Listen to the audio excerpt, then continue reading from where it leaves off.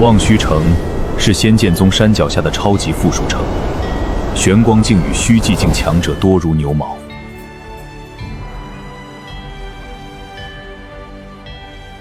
陆清安深知，在这里佩戴高阶面具遮掩气息，反而会沦为众矢之的。卸下所有伪装，展露自己玄光境1层的真实修为，才是这片汪洋大海中最完美的隐身术。你这家伙，这就是你的待客之道，让我等了这么久。还是安哥你厉害，我修炼了这么特殊的隐匿身法，竟也能被你轻易发现。说吧，发生了什么事？发生了一点烦心事，被几个师姐发现了我，拦住我的去路。我使出了全身解术，才摆脱了他们。毕竟你肯定不喜欢被一群人围着，更不喜欢被美女围着。这小子觉醒了玄灵合璧体，和女修双修能互相促进成长。几年不见，他居然已经突破到了玄光境3层，这吃软饭的修炼速度，确实天赋异禀。玄光境3层，这就是你几年的修炼成果吗？我天天忙着其他事情，也有玄光境1层了。哪里能跟你比啊？安哥你全能不说，天赋还吓人的很。争取尽快突破到琉璃境吧。在仙剑宗，琉璃境才算有点实力。对了，你师叔自路最近怎么样了？他呀，最近快要被赶出宗门了，我师尊想帮忙也无能为力。为了不被连累，师兄弟2人现在只能明面上断绝关系。徐清影呢？他答应你们宗主的收徒邀请了吗？说到这个我就来精神了，安哥，你真不能辜负人家呀！为了你，他竟然拒绝了宗主的邀请，整个宗门都在怀疑他是不是脑子出了问题。他拒绝你们宗主作甚？我只是提了一嘴你谨慎的性子，没想到他为了以后还能和你在一起，竟然拒绝了。你脑子里装的都是些什么？我也就提了一嘴，真没说其他的，更没让他拒绝宗主的邀请啊。仙剑宗宗主亲传弟子的身份，能提供多大的庇护和情报网？这极品的战略投资，他居然为了所谓的感情纠葛给拒了，简直愚无可及。你现在立刻给他传音，让他答应你们宗主。徐清莹，安哥让我告诉你，赶紧去答应宗主的收徒邀约。怎么又让我答应了？等等，他是不是来了仙驾宗？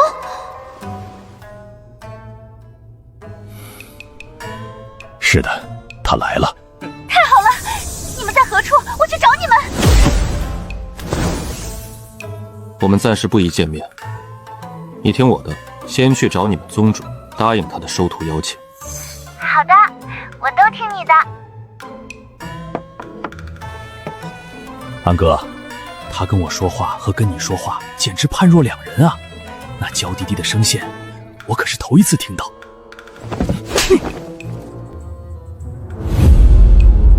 别争着死出，走吧，赶紧带我去兽幻塔一趟。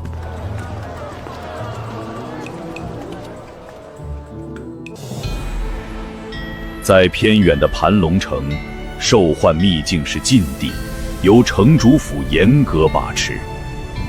而在仙剑宗山脚下的望虚城，秘境是对外开放的，只要你拥有足够的仙石或者尊贵的身份，这里就是强者的天堂。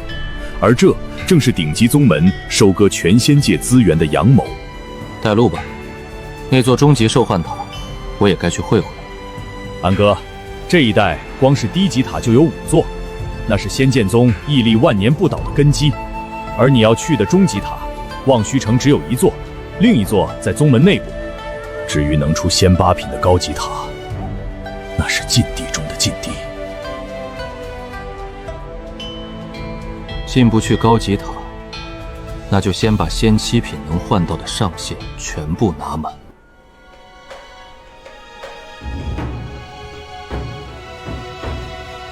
没有面具的遮掩，陆清安那平平无奇的修为，在强者如云的排队人群中，反而成了最好的伪装。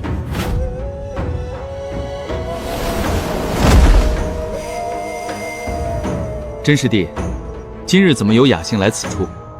陪朋友来转转。王师兄，最近公差辛苦啊。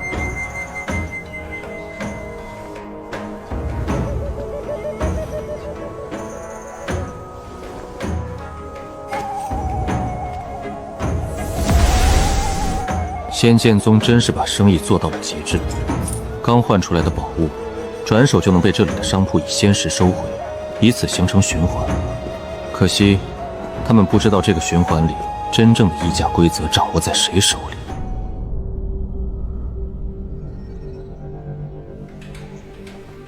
终极兽幻塔，换取仙七品绝等宝物，需投入1000万年寿元。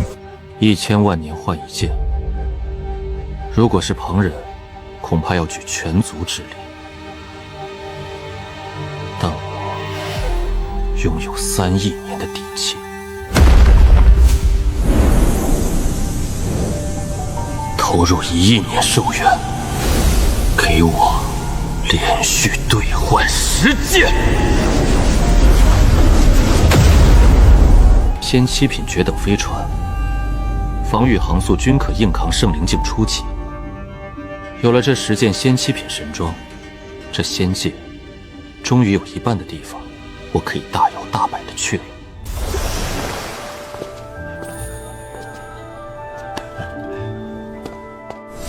安哥，刚才王师兄说今晚望鱼虚城有个天才宴会，不仅仙剑宗的各路天才会到，连徐姑娘也会作为主要嘉宾出席。徐姑娘？他在这边的身份地位已经到了这种程度，万年难出的体质，宗主亲传，这可不是开玩笑的。不过安哥，你要是不喜欢这种吵闹，我就替你推了。这宴会是谁发起的？是掌管宗门内那座高级兽幻塔的太上长老的独生女儿。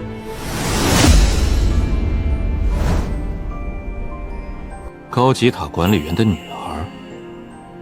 既然如此，这个宴会倒是真的非去不可了。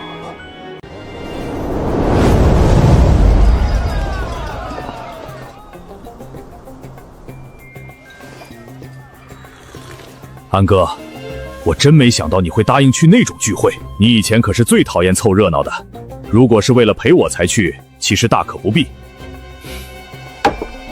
放心吧，不就是个小聚会，又不是什么生死绝境。陆清安的自信有着极其严密的逻辑支撑，他如今浑身是仙七品绝等宝物，防御力之强，连圣灵境巅峰强者都难以攻破。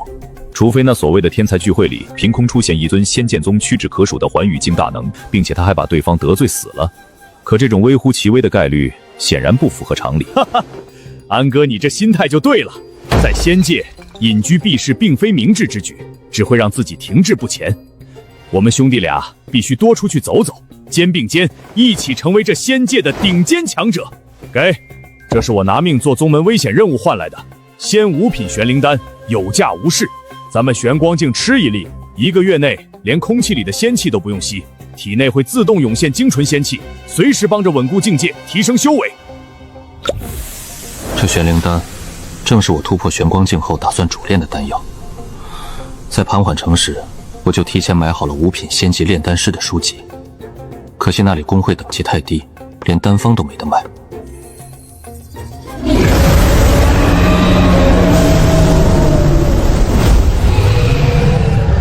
如果能买到丹方大批量炼制，不仅我自己吃，还能当糖豆喂给小黑子。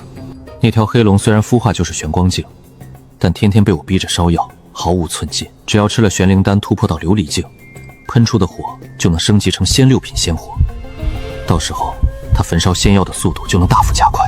在陆清安眼里，没有什么是不能被压榨的。他甚至嫌弃一头玄光境黑龙干活太慢，恨不得让黑龙把1天时间掰开成2份来用。这丹方，望虚城的炼丹师工会有卖吗？走，去工会看看。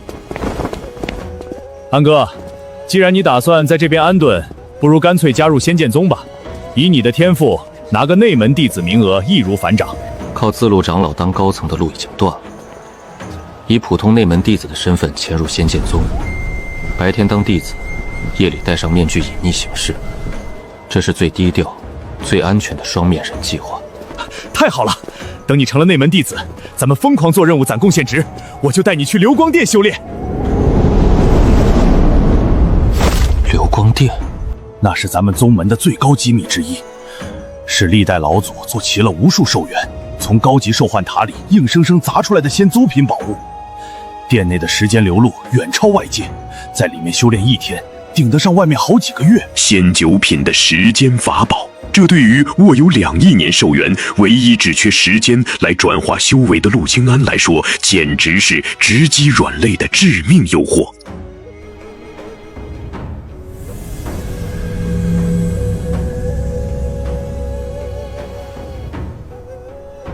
这望虚城的工会，最高品级的炼丹师是几品？仙8品，这里的会长就是。在咱们望虚城，那可是连仙剑宗宗主都要礼让3分的大人物。望虚城最顶尖的炼丹师才仙8品，而把自路长老逼入绝境的仇人，他父亲却是总会的仙9品炼丹师。难怪自路会毫无还手之力，这根本就是阶级上的降维打击。你连人家会长的品级都打听得这么清楚？没办法，谁让我师姐就在这工会里高就呢？你师姐？正是慕容迎雪，咱们刚好进去找她聚一聚。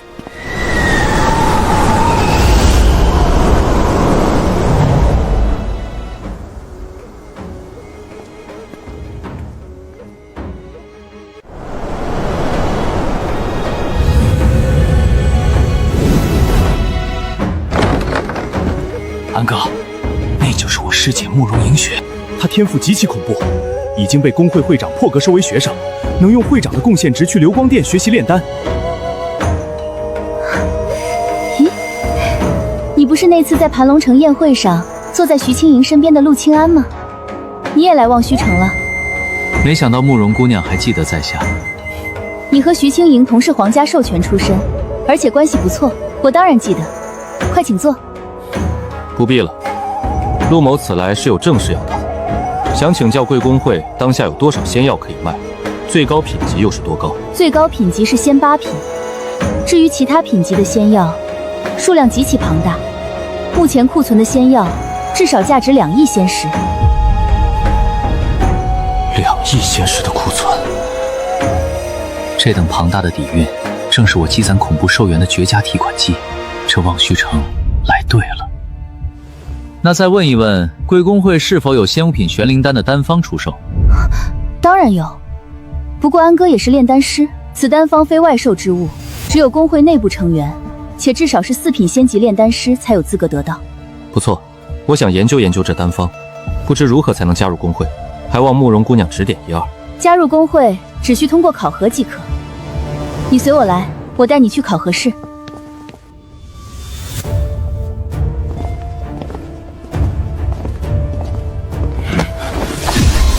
安哥，咱们要不要隐藏一下炼丹实力？我们都是授权出身，展现出4品仙级炼丹师水平，这10年内的跨度太惊人了，容易引起轰动。只有迎雪知晓我是授权出身，让她保密即可。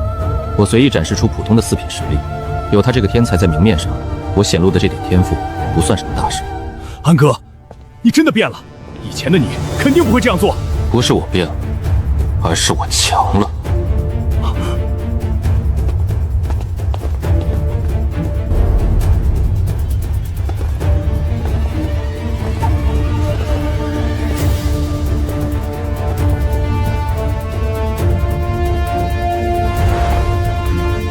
老师，您怎么在此？这老者一身圣灵境巅峰的气息，想必就是望虚城最强的炼丹师公会会长了。哈哈哈，巧了，我也带小薇来考核4品炼丹师。你这是？我的朋友来考核4品仙级炼丹师。见过前辈，见过微微师姐。这位是微微师姐，这是我兄弟陆清安。安哥，这就是掌管仙宗高级兽幻塔的杜峰太上长老的女儿杜微微师姐。杜姑娘，久仰。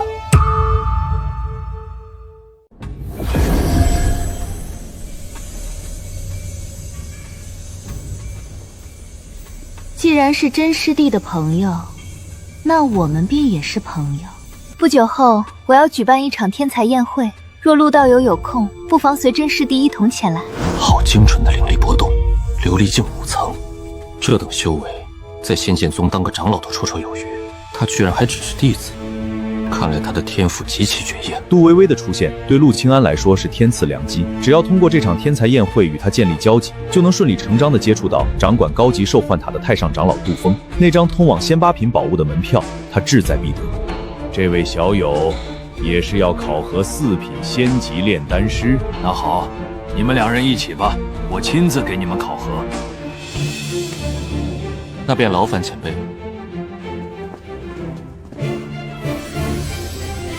4品考核分3项，第1项是理论幻境，启动后你们会被传送到特殊幻境中，面临关于仙4品丹道仙药基础和丹方的3道考验，答对5成方可进入下一关。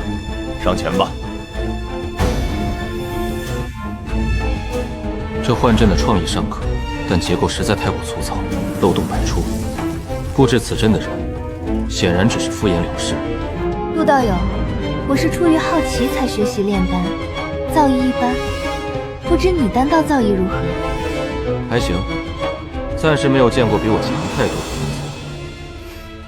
那我们比比，看看谁先走出此幻阵。乐意奉陪。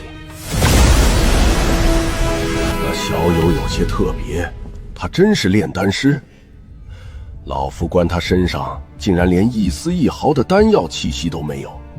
越是秦门的炼丹师，药香越重才对。前辈，我这兄弟确实是炼丹师，只不过他比较特殊，每次炼完丹都会想尽办法去除身上的丹药气息，一点味儿都不留。真小子，你恐怕不知道，微微不仅是4品仙级炼丹师，他还是仙4品阵法师。用你们的话来说，那叫全能奇才。你觉得他们俩谁能更快通过？全能奇才？这不就巧了吗？咱安哥也是全能啊，这2人撞在一起，到底谁能碾压谁？论仙药辨识，陆清安这几年焚烧的仙药堆积如山；论丹道理论，他更是早就烂熟于心。这种级别的理论考卷，对他来说闭着眼睛都能拿满分。但他现在连拿笔的兴致都没有，按部就班的答题，太无趣了。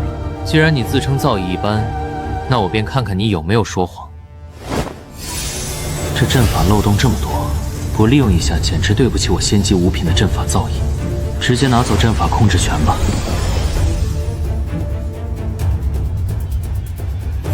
4品炼丹师的首项考核，起步便是绝杀。这些带有精神威压的残缺文字，缺少了关键的丹道逻辑，唯有以神识在瞬息间补全，方能化解。若稍有迟疑，便会被幻阵的烈火无情吞噬。太慢了。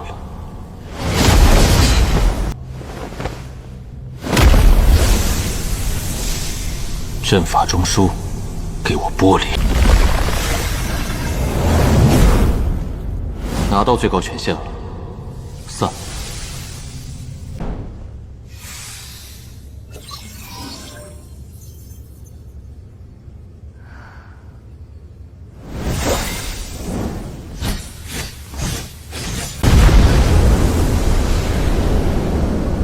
第1项考核几乎瞬间满分，这就是他说的造诣一般。真是熟悉的学霸风格，考前都说没复习，成绩一出便碾压全场。既然你觉得简单，那我就替主考官给你上点强度，测测你的知识边缘。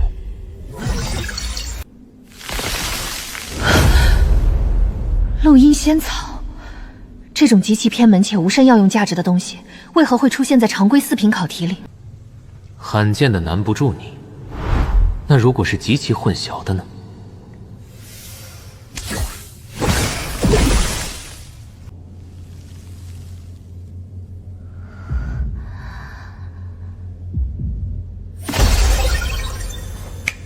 答错3株，看来这就是你的盲区了。摸底结束，送你通关吧。通关速度与分值都是顶级。为了给你留下终生难忘的印象，我就把我的分值改成和你分毫不差。至于这出阵的时机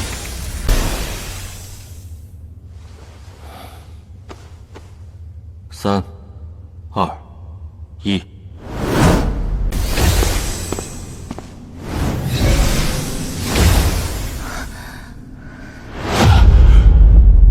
这陆清安竟然比微微还要快，这绝不可能是巧合。杜姑娘，真巧，我也是刚出来，比你快了一息。确实，太巧了。杜微微表面平静，实则胜负欲已被彻底点燃。他此刻极其渴望看到最终的分数排名，他想知道这个刚好比他快了一息的男人究竟是绝对的强者，还是走运的庸才。仙界东荒，修士靠突破境界增加寿元，但陆清安是个例外，只要毁灭生机，就能无限增加寿元。从凡间一路烧到仙界，攥着1亿9千万年。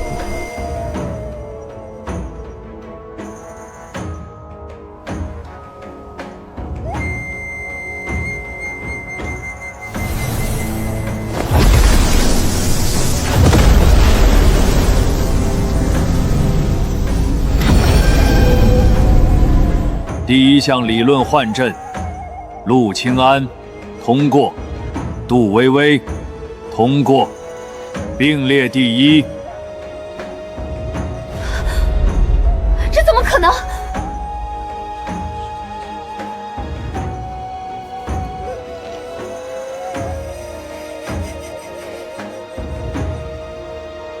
实操见真章，安哥牛逼！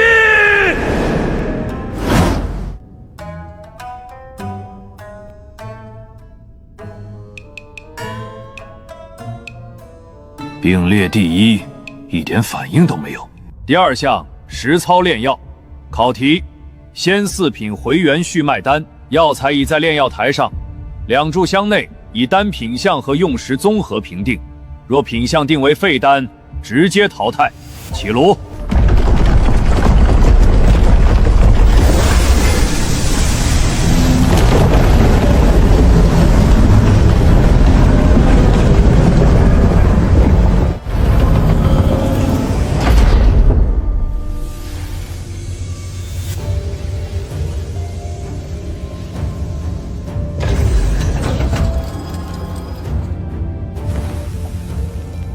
回元续脉丹，仙4品恢复类丹药，3味主要药性互相排斥，火候高一丝则药性兴冲成废渣，火候低一丝则无法凝丹。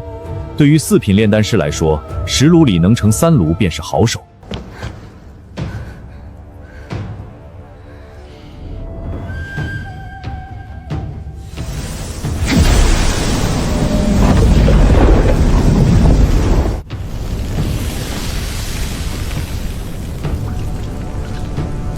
理论让你快了一息，炼药拼的是真功夫。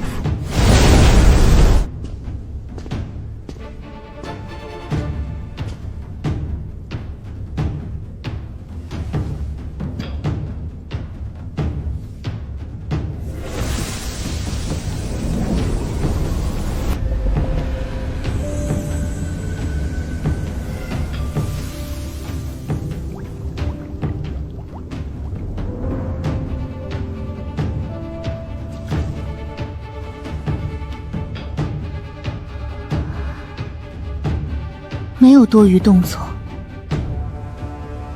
这手法不属于任何流派，我教了一辈子丹道，没见过。一只手又控火又投药，他那只手比我们双手都稳。杜微微的节奏快了2成，他急了。炉温一高，3味药性互冲，精华锁不住，最多上品。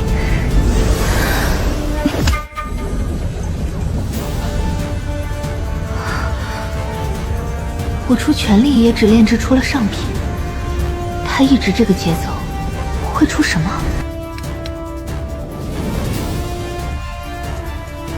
时间快到了，我也差不多该结束了。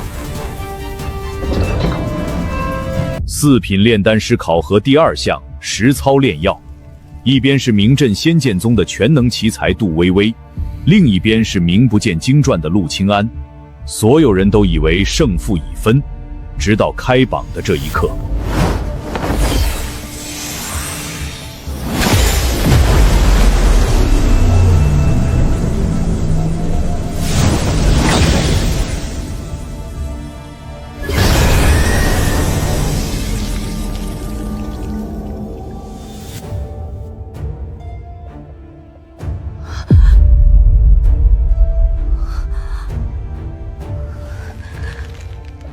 他比我慢，根本不是因为实力不济，他在控分。接下来的第3项炼丹，我绝不会再输给你。算差了一点，本以为压个半寸火候能出个中品，结果还是出了极品。要是把这位大小姐的自尊心伤得太狠，今晚的天才宴会可就不好套近乎了。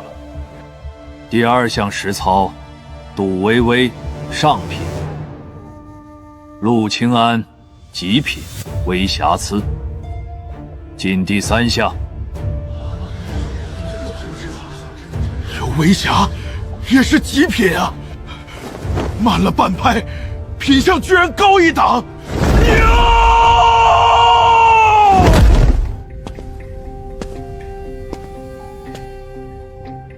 小薇这边的药渣是最正常的炼药损耗，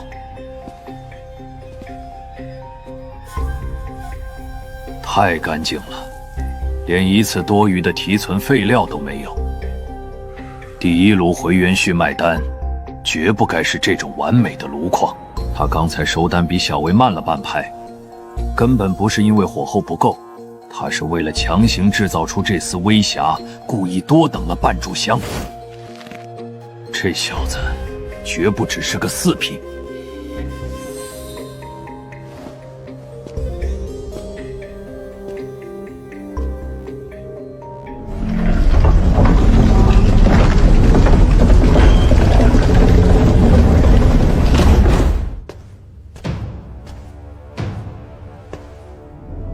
第3项，炼丹实药。炼丹从3枚成品丹药中找出1枚有瑕疵的，说清它入腹1克、1炷香、1天内的区别。实药，10味药材放到面前，逐味辨识，报出药名、年份、产地。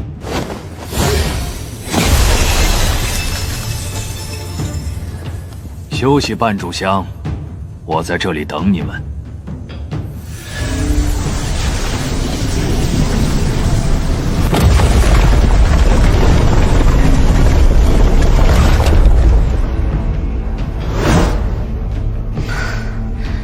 这最后1项，我绝不能再输。杜姑娘，丹道天赋惊人，刚才陆某不过是侥幸，这第3场，还请杜姑娘多指教。今晚还得去赴他的天才宴会，必须把关系拉近。只要他高兴了，借他这条线去见掌管高级受幻塔的杜峰长老，拿仙9品法宝的计划才算真正闭环。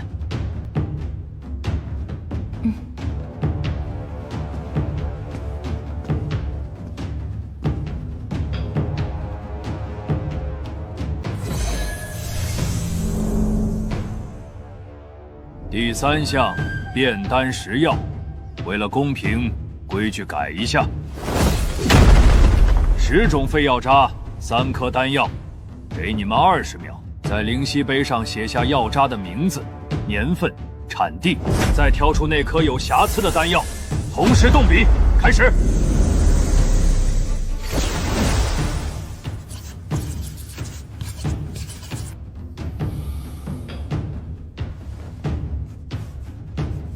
灵气都不放，搁那儿闻味儿呢。当自己是哮天犬啊？这能写出个啥？画面右下角这位正在强行变异的道友名叫真永福，因为上一集当众乱喊，差点被全场女群殴，他今天给自己下了一道死命令，哪怕天塌下来，我也绝对闭嘴。但他显然低估了自家兄弟装 X 的杀伤力。小薇找出了瑕疵弹药，药渣对了9种。陆小友，药渣全对。你不仅全对，甚至把第9种赤阳参的产地精确到了南域赤火渊的第3条地脉。我操！赤火渊第3地脉，那里的参带硫磺毒，我师父上个月刚在那看走眼，他光靠闻就闻出来了。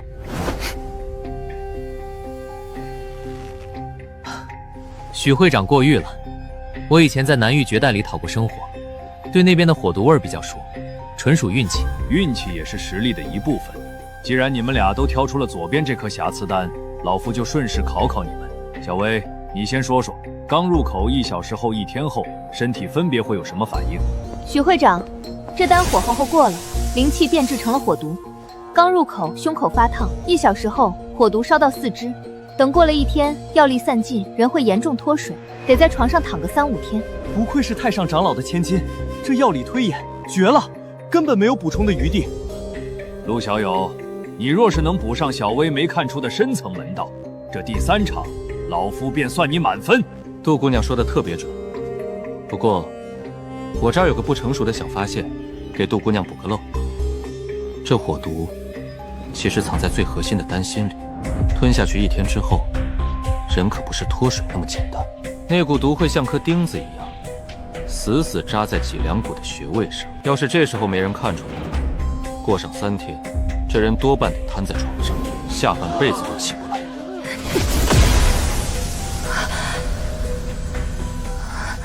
小薇是仙间宗的正统真传，每一句话都有单点可查，基本功极其扎实。但陆小友，你今天真是让老夫开了眼了。连许会长都这么说，这小子到底什么来头？老夫教了一辈子炼丹，那些有师承的，我一眼能看出流派。但你这路数，我翻遍了书库也没见过。你就像是天生就能听懂这些草药在说什么。这种得天独厚的野性直觉，工会没法教，也没法给你归类，但这绝对是万中无一的上乘天赋。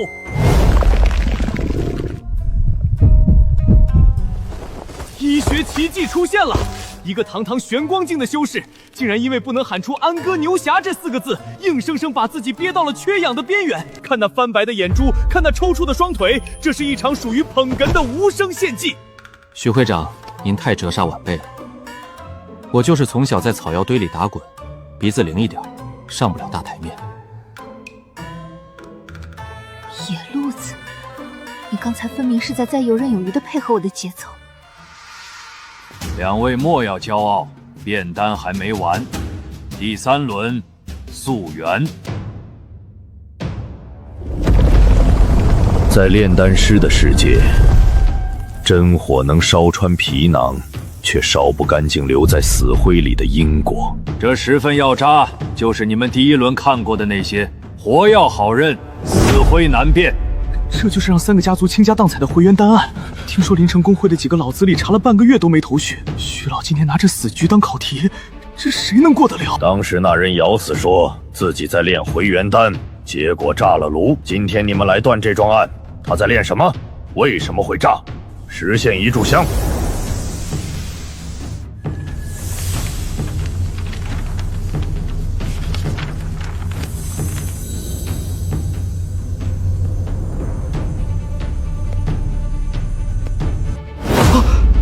连灵石都不放，纯靠鼻子去闻死人的账，这可是烧成焦炭的渣子，他以为自己的鼻子是开过光的吗？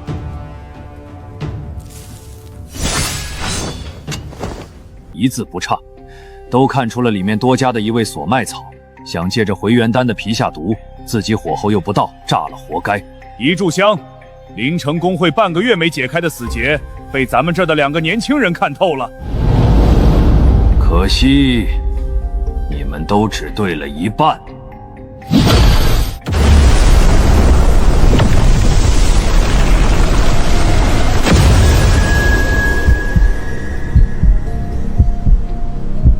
那人拿到的方子本身就是张残卷，他自作聪明去补漏洞，一脚踩进了死穴。原来我们拼命推演的源头，从一开始就是错的。源头烂了的局，算得再精也是白搭。盲写，陆清安10位全队，加示，陆清安补漏成功，溯源2人平手，全票通过，发4品徽章。安哥，看到没？这就叫真本事！硬生生把仙剑宗的嫡父给压下去了，这散俗的底蕴深得可怕，以后工会的门槛怕是要被他踏通了。杜姑娘基本功扎实，那残方的坑，咱们不都踩进去了？今天纯粹是我运气好点，侥幸。输就是输，我不找借口。你那直觉确实准，我心服口服。不错，这门槛你凭本事跨进来了，拿着。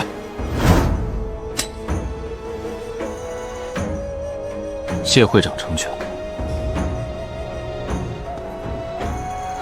安哥，4品啊，咱们算是彻底熬出头了。以后去天香楼，那帮平日里眼高于顶的执事也得客客气气给咱倒酒。咱们这把赚麻了。赚，永福，他们敬的不是我这个人，是这块能给他们带来利益的铜牌子。摘了它，你我还是无足轻重的散修，别被这点虚荣迷了眼。炼丹的火药味散了，但这枚冰冷的牌子不仅仅是个身份，更是踏进这望虚城名利场的入场券。石门一关，考场里的风光就算翻篇了。门里他是技惊四座的4品新贵，门外他依旧是个底屑见不得光的无名散修。这枚青铜牌子从来不是什么护身符，只是一张通往更高级名利场的敲门砖。安哥，要不是我刚才没倒上气来，高低给你吼出个满堂彩。4品榜首啊，咱们以后在这望虚城。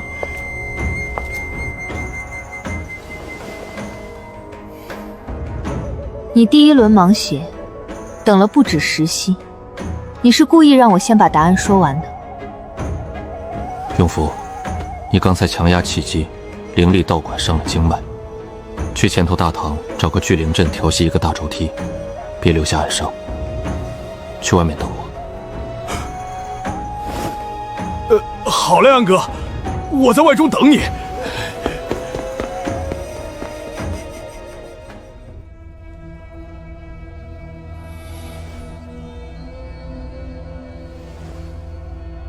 对，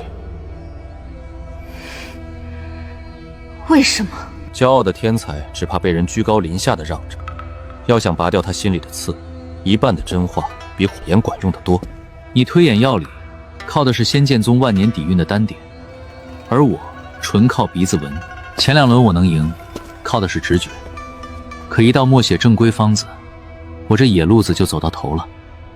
那药渣里的残缺，你看得一点不差，你根本不缺天赋，你缺的只是没见过那张残方罢了。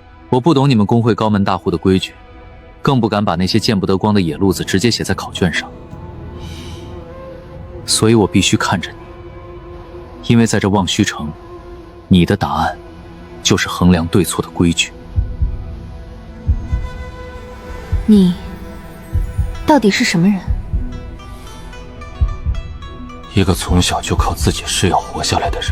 你们的丹剑，我一页都没看过，但我见过那些仙草在活人身上配错之后，血肉是怎么一点点溃烂的。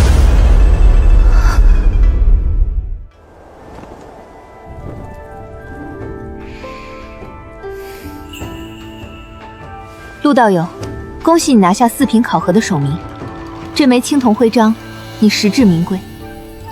多谢杜姑娘。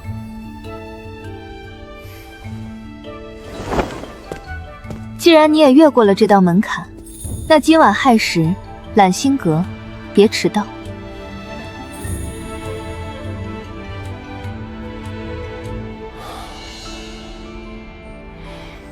他不再把我当对手，反而起了好奇心。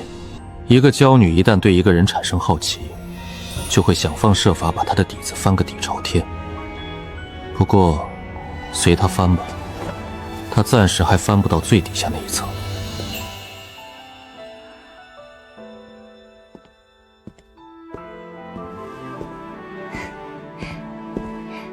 安哥，恭喜你拿下4品榜首，当初在盘龙城，我就知道你绝非池中之物。慕容姑娘过誉了，这次能顺利参考，也是借了你带路的光。安哥，这是你的登记册，快进去吧，老师已经在里面等你了。那只手，在刚才的考核中，曾无数次以极稳的频率扣起丹炉。别人看的是丹药的成色，而他在记他的本能。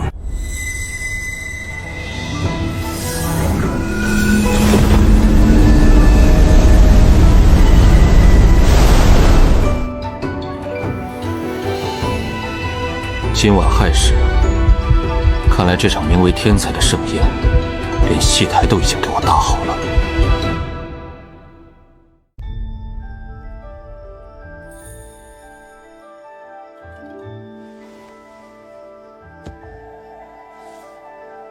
在这按个手印，算正式入会了。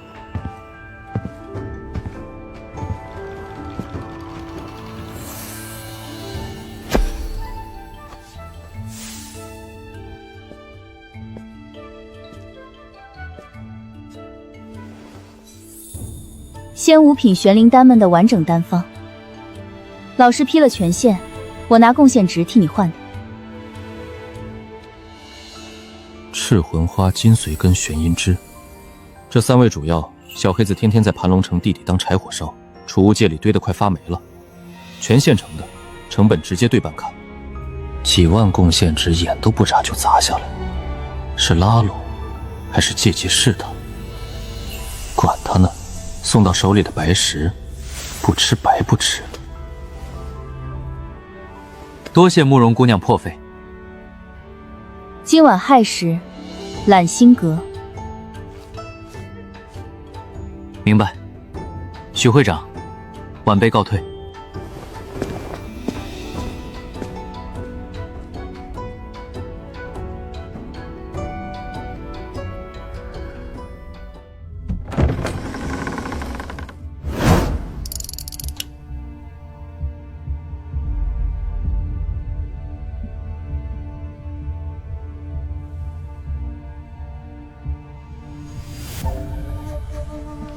太干净了，一个能在底层摸爬滚打活下来的散修，底子不该干净成这样。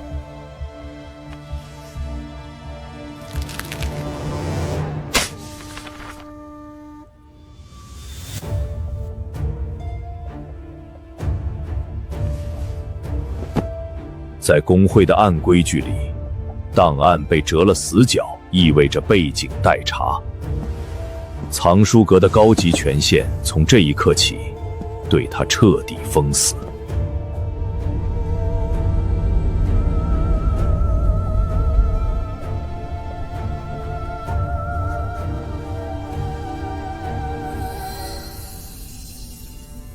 炉台干净的不像个生手，不看单肩，全凭鼻子。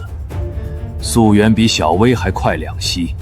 加上这满纸的空白和那双全无散修敬畏的眼睛，这些事丹灵处一件不算什么，但全凑在一个人身上，就叫不寻常。入会的手续办完了，我要查的底才刚刚开始。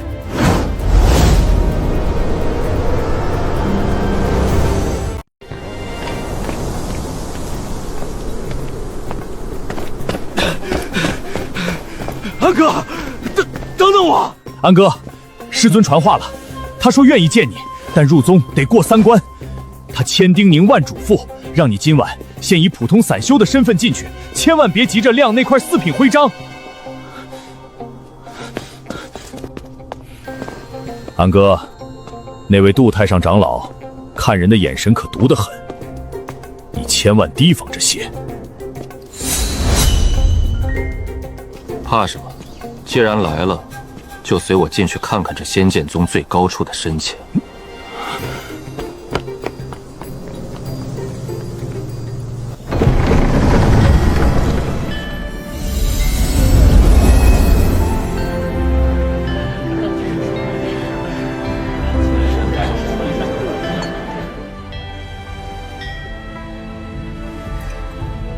今夜揽星阁论道，诸位同道不必拘礼，尽兴便是。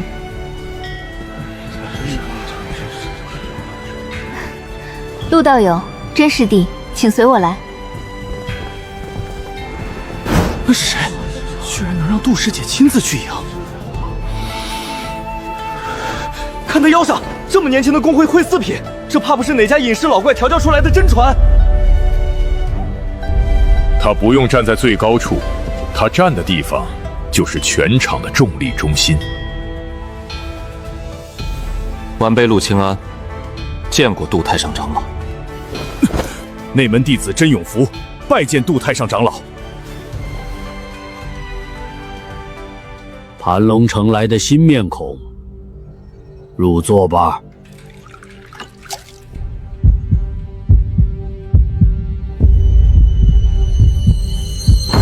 陆清安，真是冤家路窄呀！旧怨、新仇以及暗藏的嫉妒，今夜的揽星阁，4双眼睛从4个方向死死锁住了灯火中央的陆清安。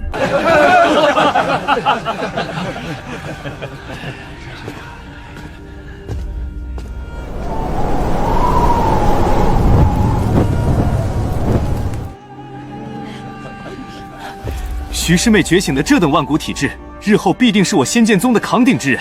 师兄先干为敬。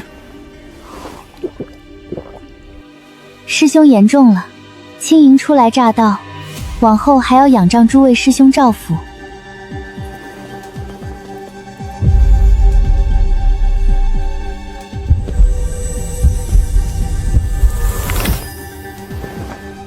小心黄轩宇。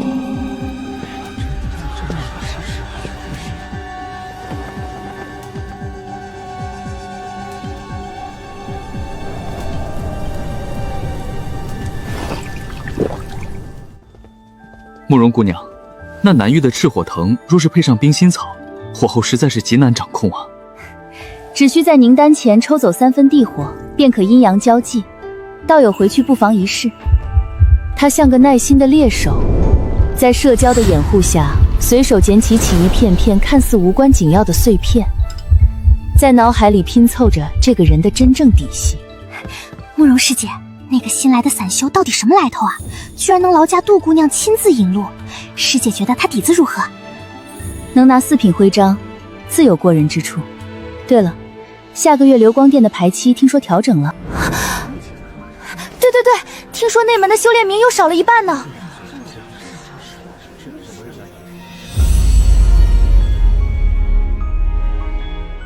揽星阁的天才宴会，就是一张等级森严的社交地图。谁来为你引路，决定了你今晚站着的高度。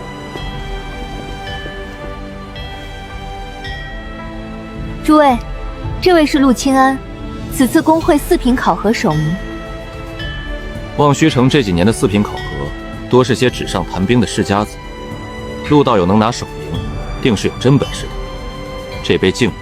陆道友辨识残方的手法颇有意思，诸位日后若论阵法溯源，不妨多交流。能让杜师姐称一句有意思，陆道友这手法想必是跳出了寻常的5行生各。今日人多，改日定要厚颜讨教一二。陆道友，我的朋友。杜师姐的朋友，资质定然也是极硬的。陆兄弟，入座喝一杯。诸位客气，陆某初来乍到，往后还要仰仗诸位同道照拂，先干为敬。4品首名，手法有意思，我的朋友。3张桌子，3套说辞。杜微微这是在拿仙剑宗的场子，一砖一瓦的给陆清安这个散书垫台阶。东荒这代能看的丹道苗子不多，仙剑宗的段小楼算一个，龙火诀已摸到琉璃门槛。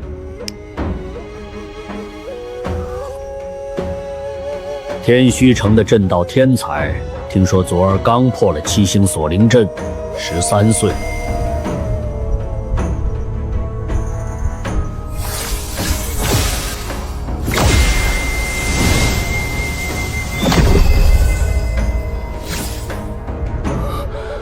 总会风声，九明丹尊刚寻回的那位，明日便要驾临仙剑宗了。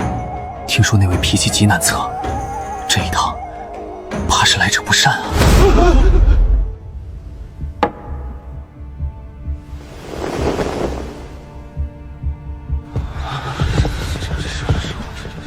太上长老怎么亲自走下去了？那可是个连根基都没有的散修。小薇说你控火很稳，他很少夸人。得了块4品的牌子，在外面确实算个人物，但在仙剑宗，如果想凭他去碰深处的那座高塔，还差得远。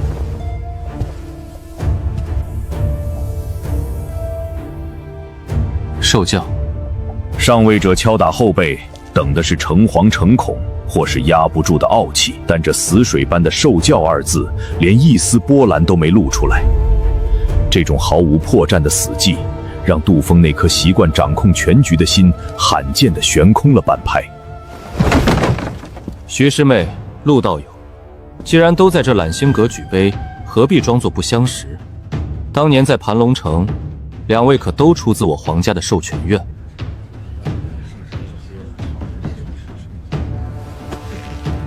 皇家授权？那不是被家族圈养奴役，专门逼着去召唤塔拿命换宝的下贱活粗吗？哼，难怪身上连个宗门玉佩都没有，原来是个拿命换钱的授权出身。这种人居然也能混进揽星阁的席位。简简单单几个字，犹如一把见血封喉的软刀，借着周围人的嘴，当众揭开了底牌，将2名新贵直接钉在了最底层的耻辱柱上。在等级森严的名利场里，毁掉一个人不需要拔剑，只需要当众掀开他最不堪的底牌。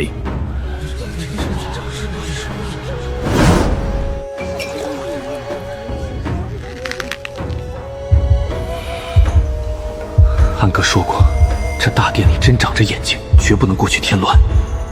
别住！诸位，今夜这揽星阁的灵茶，除了论道，还有一件正事。宗主新收的亲传弟子徐清莹师妹出入宗门，这杯茶全当是诸位同道为徐师妹接风洗尘了。青莹初来乍到，往后宗门漫漫长路，还望诸位师兄师姐不吝赐教。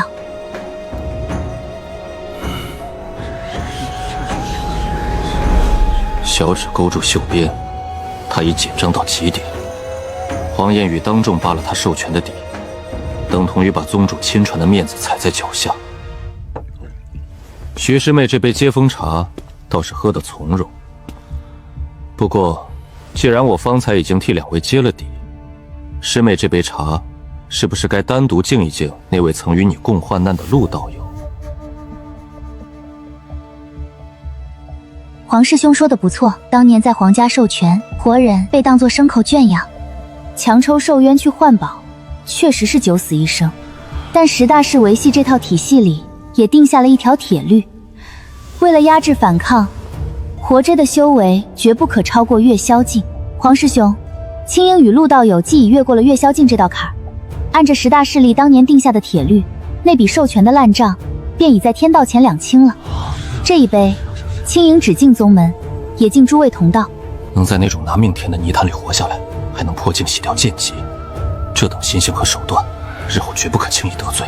不仅没被过去压垮，还能这般坦然地用铁律堵回去，这亲传弟子的心机极深。脑子转得够快，这烂账让他给盘活了。捂着疮疤只会让人看笑话，干脆借着仙界的规矩，把最烂的底牌拍在桌上当护身符。黄轩宇这杯毒酒，算是硬生生灌进自己嘴里了。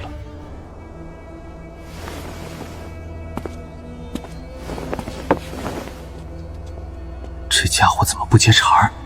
他底细都被我摸清了，敌人的敌人就是朋友，他在这儿端什么架子？陈年旧账罢了，随口一提。柳兄是对别人的底细感兴趣，自己去查便是，不必来试探我。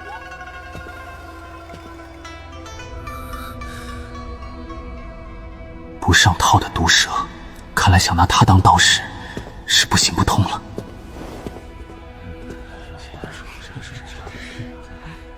要我说，这望虚城公会考出来的4品，水分还是太大。毕竟不是咱们内门丹院的底子，到了真火炼金的时候，谁知道那所谓的首名是不是靠运气堆出来的？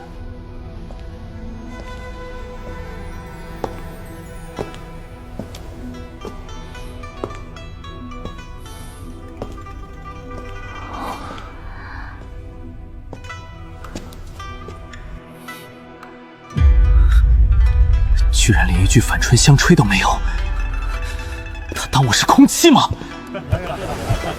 没有筹码的犬吠，多听一个字，都是在浪费时间。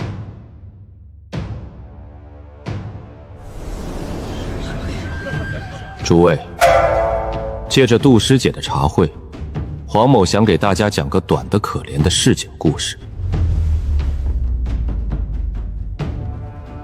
故事的开头是一个每天躺在泥地里大口喘气，被阵法像抽丝一样强抽寿元的活牲口。而故事的结尾，这个牲口摇身一变，拿到了工会的4品徽章，此刻正站在这东荒最顶级的揽星阁里，与诸位天骄举杯共饮。黄某实在好奇，从泥潭里的兽奴到4品天才，这中间到底发生了什么？这故事的起承转合，怎么就这么久经不起推敲呢？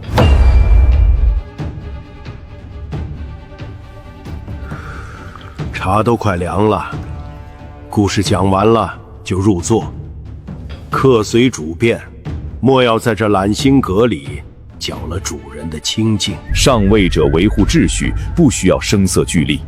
一句轻飘的客随主便，将黄轩宇咄咄逼人的杀局瞬间降维成一场不知礼数的闹剧。哼，黄道友讲故事最忌讳有头无尾，你光铺垫个耸人听闻的开头，直接跳到结尾，中间因果全靠人猜。揽星阁的大好光烟拿来听你这没头没尾的废话。最高明的化解不是愤怒自证，而是直接否定对方的攻击方式。陆清安一句话就把处心积虑的阶级攻击反向定性为连话都说不清楚的小丑。不过黄兄这话中间空出的那段因果确实值得好好琢磨。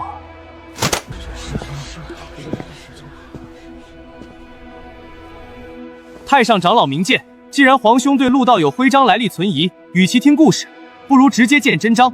晚辈不才，愿在今日这茶宴上向陆道友讨教一番丹道，是真假开个炉子，一试便知。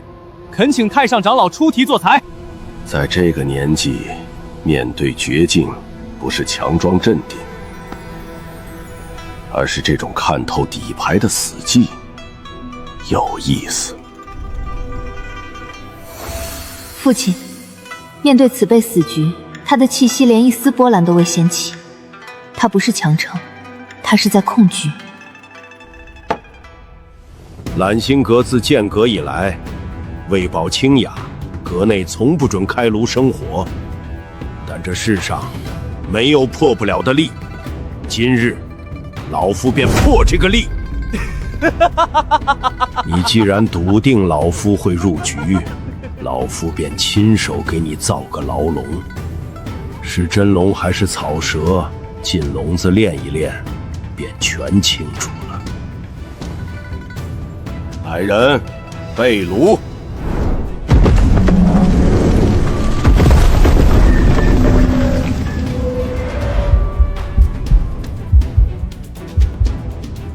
在修仙界，华丽的皮囊往往只能唬住外行，真正的死局在点火之前就已经注定。揽星阁破例，不赌虚名。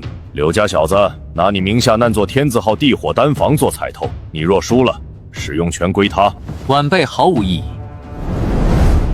陆清安，你若输了，留下腰间的4品徽章，终生不得在东荒开炉，敢不敢接？长者赐，不敢辞。今日不开炉炼丹，只靠基本功，提存这株赤魂花镜凝炼药精，一炷香为限。开始吧。太上长老亲自出题，那散修要是炸了炉，怕是连全尸都留不下。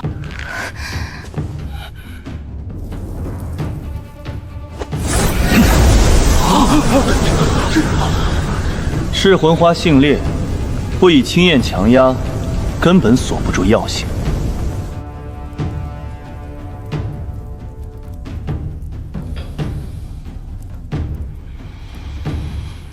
他怎么连火都不生？闭着眼睛发什么愣？季生，他在变药。不变品相，先探本源。同一种赤魂花，小阳背阴，火候天差地别。世家子弟只知死背单方，这小子摸透的却是这株药独一无二的脾性，火未生，高下一分。切口微涩，向阳而生，阳气偏附。若用猛火强压，药力必散。刚好压他一头即可，没必要出全力。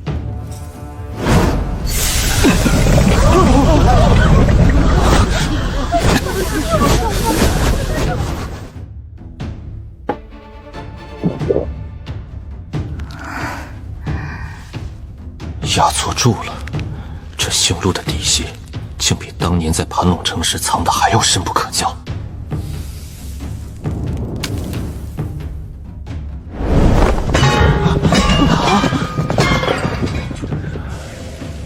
3处交痕，药力散了3成，药性存留9成以上，后生可畏，不止4品。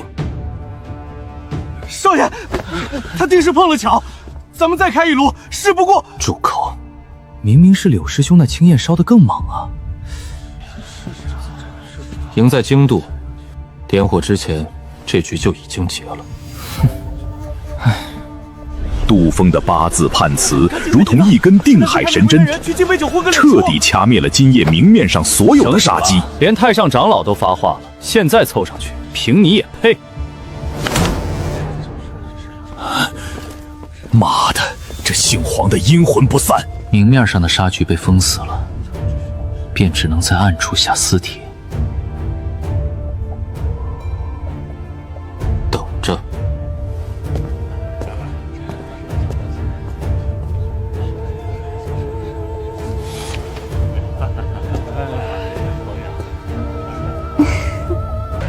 柳家这次可是栽了个大跟头，3座极品丹房就这么输出去了。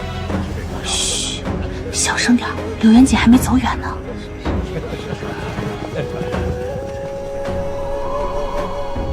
少爷，咱们回吧。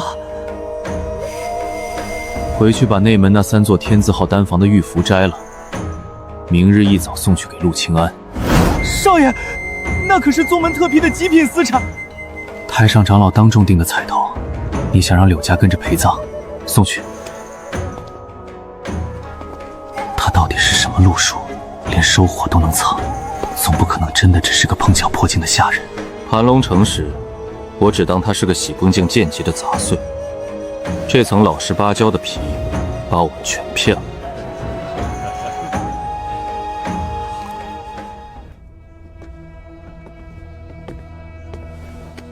太上长老，3次收火，分毫不差。太上长老，谬赞。你这张4品的皮披的倒是严丝合缝。这老怪物隔着那么远的台子，连我最隐蔽的撤火动作都被看得一清二楚。他根本没信我只是个4品。内门的位置，自己去争。晚辈受教。下次开炉别再留手，让我看看你的真本事。这老怪物早看穿我在藏拙了，多了一双太上长老的眼睛盯着，以后再想装庸才，怕是行不通了。揽星阁的灯灭了还会亮，只是下次再开席，来的人未必还是今日的诸位。今夜论道至此作结。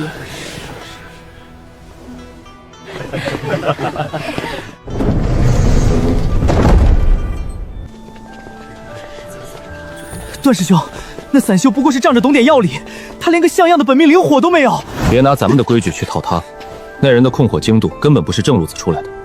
内门那些自视甚高的家伙，以后有苦头吃了。残阵加残火凑在一起，反倒成了生门。仙剑宗的宴会可真无聊。两位师兄别拽呀！我安哥那3座天字号堂丹房还没去收钥匙呢，我得去提醒他收账啊！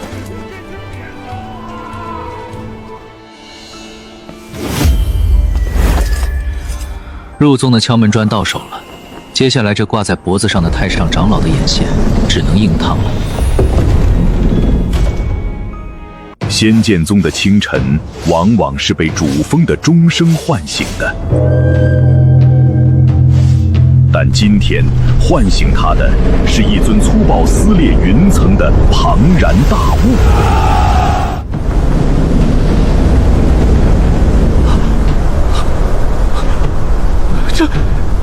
这是哪位大能的座驾？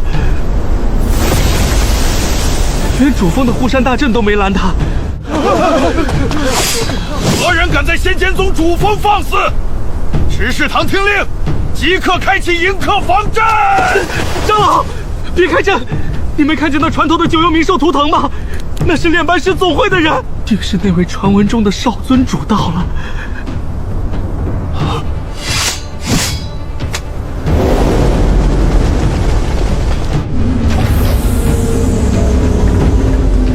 韩九渊，炼丹师总会巡查使，9名丹尊的独子。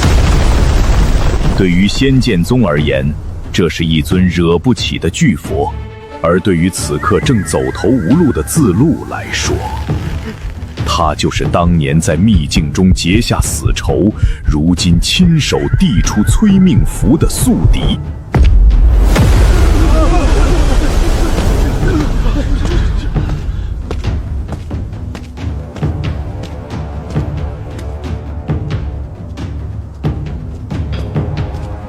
9名丹尊一脉的人，这头过江龙一落地，内门这潭死水的压强就变了。当风暴席卷而过时，高塔之上的人往往只会冷眼旁观。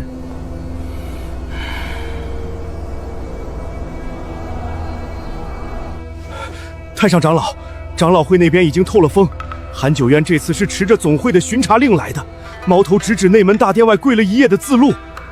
咱们若是袖手旁观，任由他在主峰拿人，岂不叫外人看清了仙剑宗的底气？底气不是靠强出头挣来的。9名丹尊的独子拿着总会的牌子，名正言顺的来寻仇，这叫占了天时地利。让他去闹，正好借这把火练一练咱们内门那些生了锈的骨头。是，那刚拿了4品徽章的陆清安那边呢？那韩九渊行事无忌，咱们要不要派人提点几句，免得这好不容易冒头的丹道苗子引火烧身？他若连这点趋利避害的眼力都没有，那这块4品的牌子就是当给他陪葬的冥纸了。看着就行，风刮得越急，才越能试出骨头的斤两。当权势的巨兽在阳光下咆哮时，最先被碾碎的往往是那些躲在暗处走投无路的蝼蚁。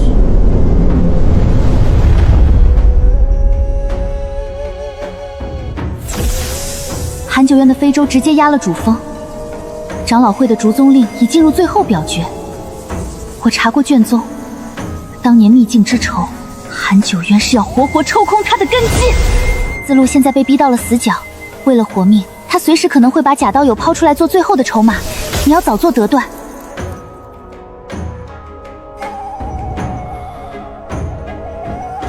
抛出假道友，他连我真容都没见过，顶多供出一个查无此人的虚影。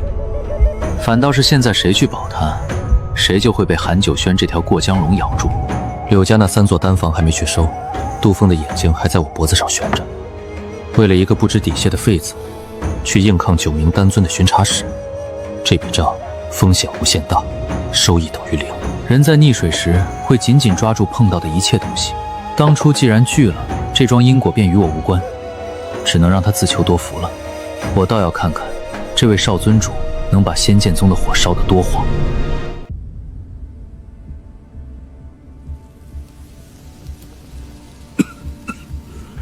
子路，长老会的风向变了。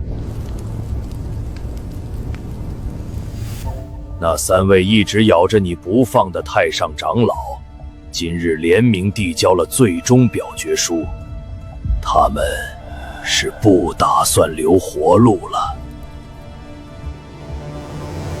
老夫与你刘师伯拼上这张老脸，也挡不住韩九渊手里的巡查令。3天，我们最多只能再替你压3天。3天后，逐宗令落印，死期便成了。你自己想办法吧。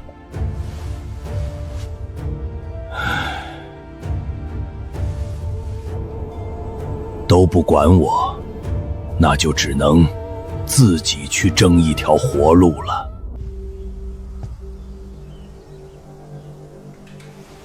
许会长，望虚城地处南域边缘，晚辈原以为这里灵气稀薄，今日一见，倒是晚辈眼拙了。巡查使大驾光临，必会蓬荜生辉。南域偏远，没什么好招待的，请用茶。许会长谦虚了。昨日总会的几位前辈刚看了贵会这次4品考核的卷宗，那可是赞不绝口啊。考核自有工会的章程，老朽不过是按规矩办事。能出满分的首名是考生的造化，也是总会定下的考题公令。规矩自然是极好的，只要守规矩，哪怕是个底层散修，也能一跃成为工会新贵。不过，仙剑宗内门那位叫自路的长老，最近这阵子似乎不含守规矩，惹了一些不大不小的麻烦。望虚城分会只管炼丹师的品级，仙剑宗内部的人事恩怨，工会从不耳闻，也绝不介入。许会长高风亮节，公私分明，晚辈完全理解。今日晚辈也只是顺道来打个招呼，叨扰会长清修了，告辞。仙剑宗的茶确实不错，希望过几日晚辈再来时，这茶还是这个味道。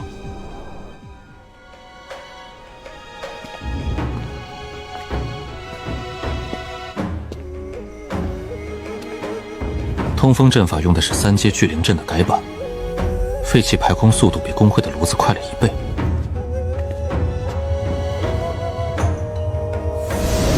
火脉通透，没有丝毫地煞杂气。这3座地火井的地下阵纹同气连枝，随时可以并炉炼制。如果用这3座丹房进行高阶提纯，成丹率能稳定拔高2成。柳元清昨夜送来的这笔赞助，算是帮我把前期的材料损耗硬生生砍下来一大截。有了这片私密的顶级资产，我从盘龙城带出来的那些高阶仙药，终于能名正言顺地开炉变现，换成我自己的筹码了。入宗的敲门章有了，炼丹的底盘也稳了，接下来就该专心算算我自己的账了。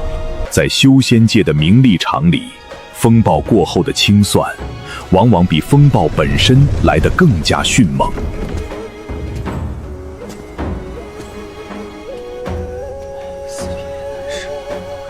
听说了吗？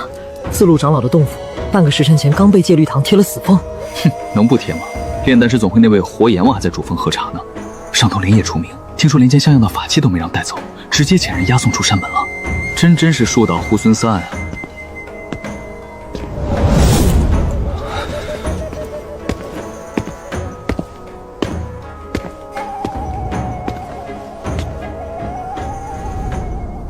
说好的3天，连3个时辰都不愿施舍。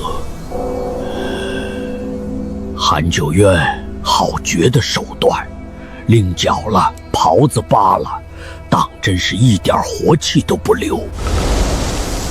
半生筹谋，满盘皆输。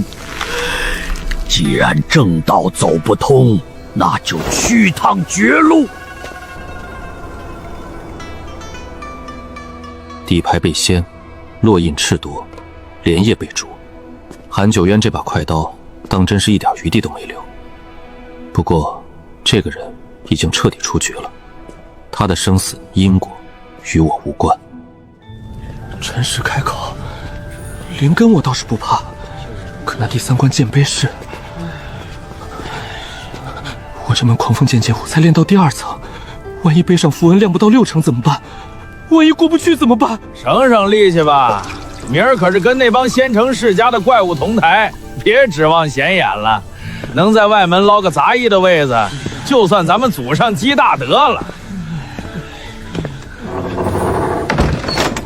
陆小友，明日辰时主峰测试殿前广场参加入宗考核。永福那混小子对你的炼丹手法可是推崇必敬啊。不过这入宗的规矩谁也不能免俗，还是得你自己去走一遭。早些歇息，明日好好表现。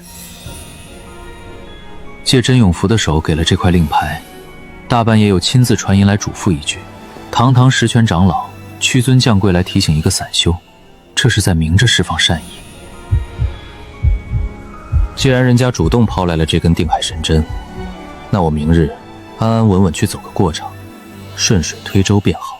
第1关测灵碑，探的是根病，泥潭里摸爬滚打出来的底子本就不算什么惊世骇俗的天才，把真实的自己摊开给他们看，就是最省力的伪装。没人会去防备一个天赋平庸的穷酸散修。第2关修为验证，玄光1层，刚好卡阻在内门考核的最低门槛上，这也是货真价实的东西，验不出任何猫腻。卡在及格线上的人永远是最安全的。唯一需要花点心思把控的，只有第3关的实战剑碑，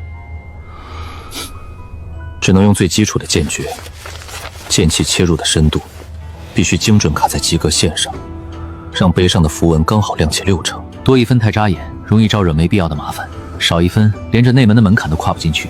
完美的中庸，才是在这名利场里活得最久的护身符。前2关交实底，最后1关精准控分，这笔有赚不赔的买卖，算是盘明白了。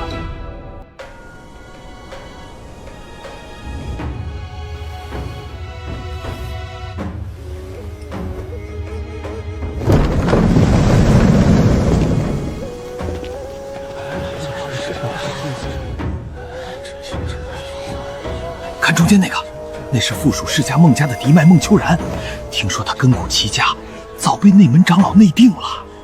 有这种怪物在，咱们这帮散修今儿怕是全得成了陪催。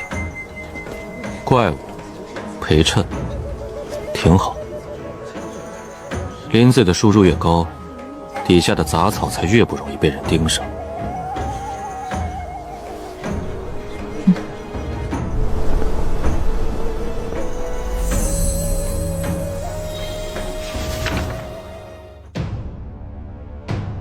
苏云昭，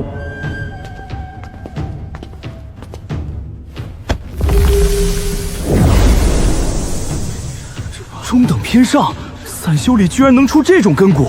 灵根中等偏上，下一个陆清安。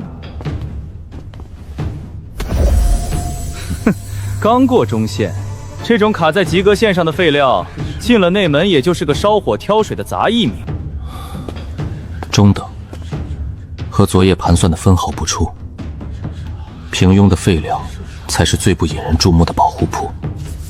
灵根中，下一个孟秋然。这才是天才该有的动静。灵根上等，有这只绝佳的出头鸟在前面顶着，我这平庸的底子才算真正安稳地扎进了泥里。初见显气，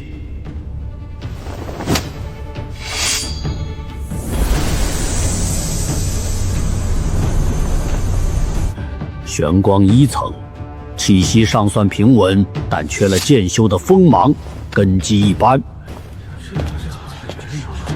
下一个孟秋然，不错，玄光3层，剑意勃发，是个好苗子。玄光3层，根骨上等，这块现成的挡剑牌，底子比我算的还要扎实。第2关考核完毕，明日辰时进行最后1关剑碑式。孟秋然不错，苏云昭也可造就。至于那个陆清安，中规中矩，毫无亮色。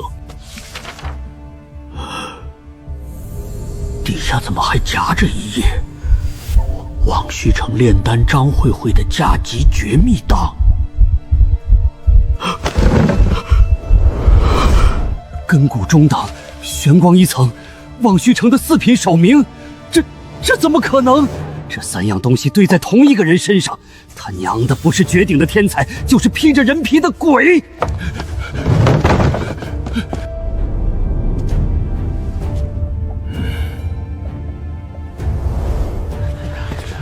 后台的档案终究是瞒不住的，只要不在今天的考场上当众点破，就已经达到了最优解。巡池使韩九渊借总会急召，连夜离开。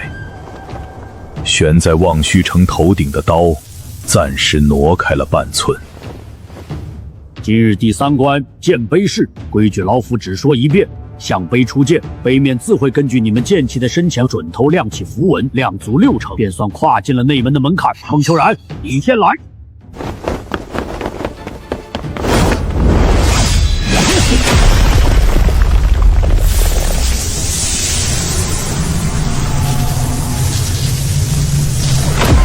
亮了9成，老天，这剑痕起码比及格线深了快2寸吧？凌厉霸道，确实是个好苗子。下一个，陆清安。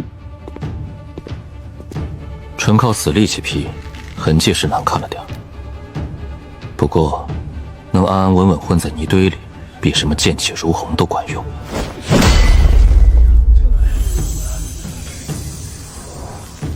刚看完孟少爷那惊艳一剑，再看这种靠死力气砸出来的王八剑法，真是脏了眼睛。走吧走吧，没看头了，一丝迹都没有。看来传言不假，心思全耗在火炉上，上了阵仗就是个废料。亏我昨晚还以为招了个怪物，真是白操心。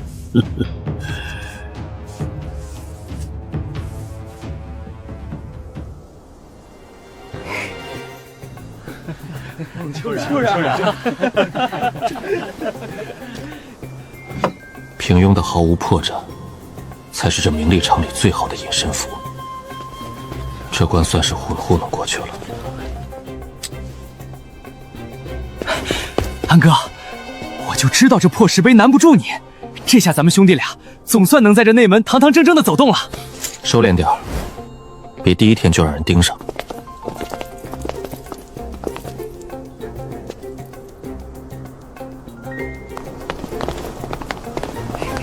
恭喜！我就知道，这外门的几道关卡拦不住你。险险压过及格线而已，仙剑宗的门槛确实不好跨。撞了一早上的平庸废料，总算碰见个不用费心去算计的熟人了。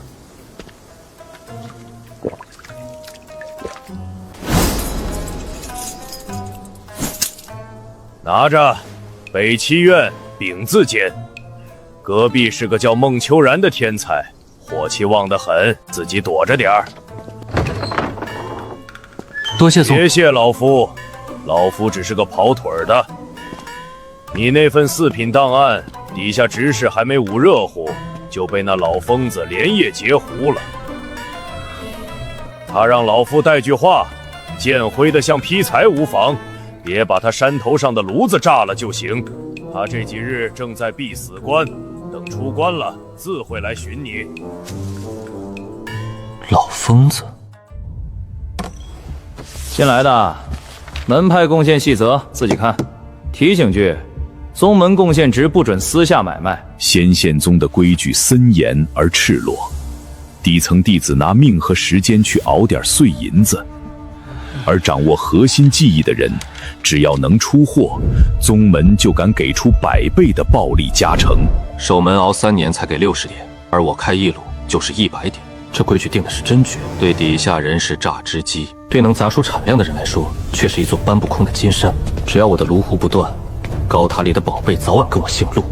仙剑宗天字号丹房，这里引的是主峰最精纯的地火脉，寻常内门弟子攒上3年血汗贡献，也未必能换来1日的使用权。3阶聚灵阵排着，地火井直通主脉，这底温比工会的炉子高了足足2成，难怪寻常内门弟子压不住这里的火气。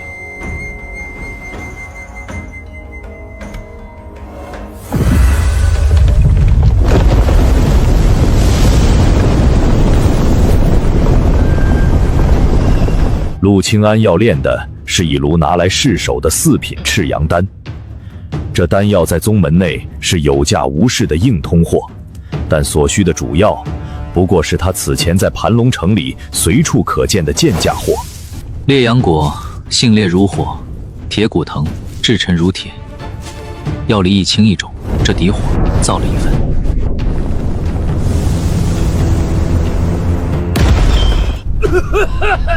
我的3品金边莲，这该死的地火脉怎么突然倒灌了？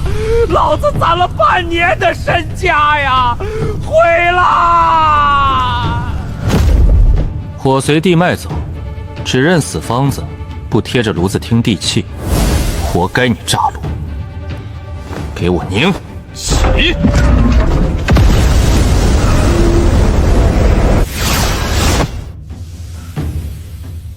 成了，这顶级的炉子配上贱价的仙草，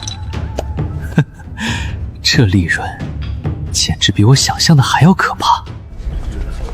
知事大人，我在落雁峰风吹日晒守了1年界碑，怎么玉牌上才划了20点贡献？这点数连去内务阁换半瓶最劣质的月销丹都不够啊！您是不是算漏了？规矩就钉在墙上。看门1年级数就是20点，嫌少？后山断妖谷去斩一头2人兽50点，你敢去拿命换吗？下一个。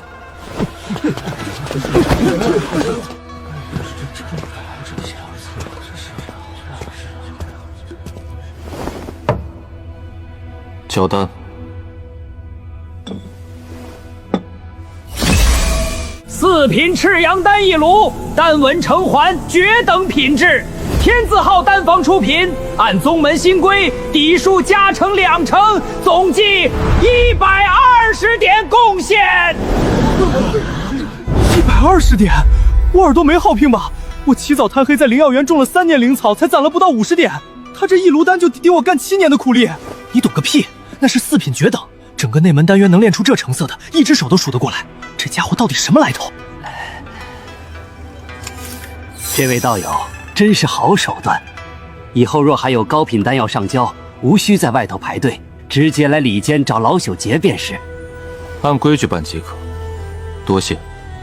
寒风一载风霜，换不来几分酬劳。丹炉片刻火候，却得风后回报。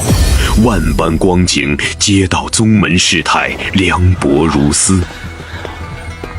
守门1年20点，熬3年才凑够60，而我开一炉最基础的炼手药，不到1个时辰，120点。真得好好谢谢柳元宗柳大少爷的慷慨。在名利场里，比失去财富更让世家子弟抓狂的是看着别人用自己的财富扶摇直上。少爷，刚才贡献堂那边传来消息，那姓陆的小子不仅搬进了咱们的天字号丹房，还顺利地炼出了第1炉丹，4品绝等，当场拿了120点贡献。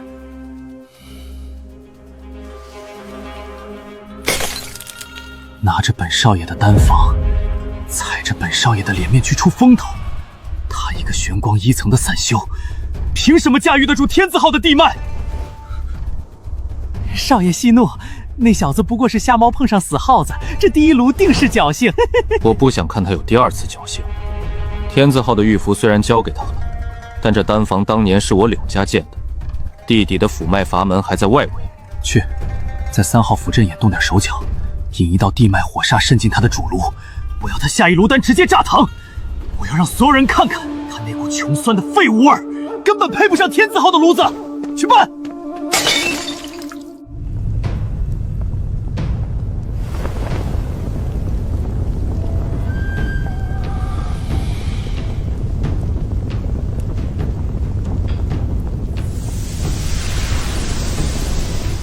地脉火煞，从外部府脉渗过来的。柳家那位大少爷，还真是见不得别人好。手段粗糙，不过是想让我炸炉丢脸罢了。这股火煞虽然狂暴，但若是用神识将其熏服，用来淬炼仙草里的杂质，反倒是绝佳的猛药。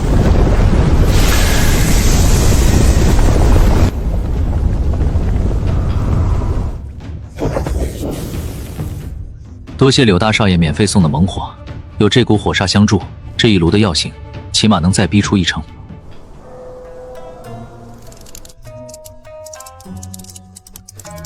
算算时间，那小子第2炉该引火了。只要火煞一冲，这罗盘就能感应到炸炉的震波。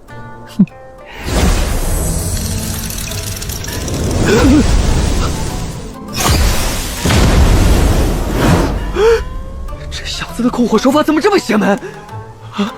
连地脉火煞的反噬都能强行压得住。少爷，少爷，没炸，没炸，那是爆裂的地脉火煞。他一个玄光境1层的废物，怎么可能压得住？你到底把阵法布置好没有？少爷，不好了！那姓陆的刚才又去了一趟贡献堂，连交了2炉丹，据说药性比第1炉还要精纯1分，品质高得吓人，又拿了240点。他把本少爷下的火煞当成了炼丹的猛火。陆清安，本少爷绝不会就这么算了。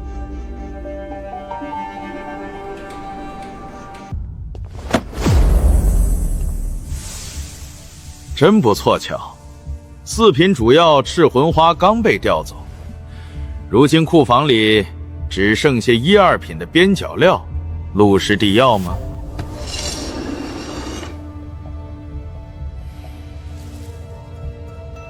这种货色，连给小黑仔塞牙缝当燃料都不配，纯粹的垃圾。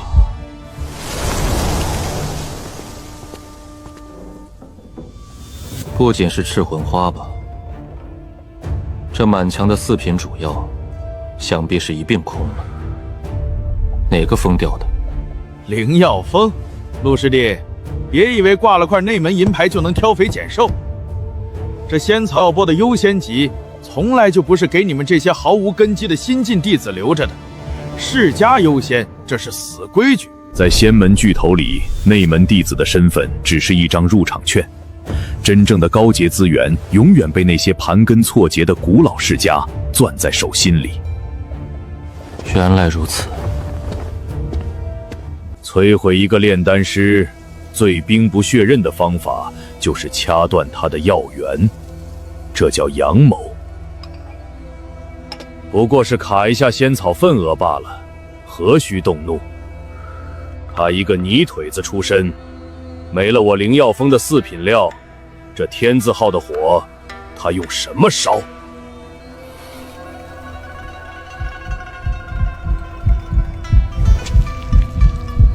断了他所有的4品主药，我看他这个月拿什么去换贡献值？我要生生耗干他，让他认清这内门到底是谁说了算，让他跪着把丹房的玉符给我送回来。柳家自以为切断了我的命脉，愚蠢至极。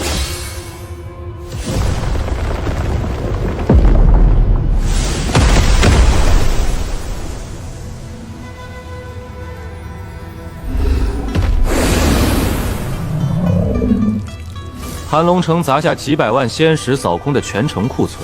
这些4品不过是当时商会白送的搭头，就算敞开了烧，也足够我烧上100年。但我现在手里捏着天价的底蕴，兜里的仙石却见底了。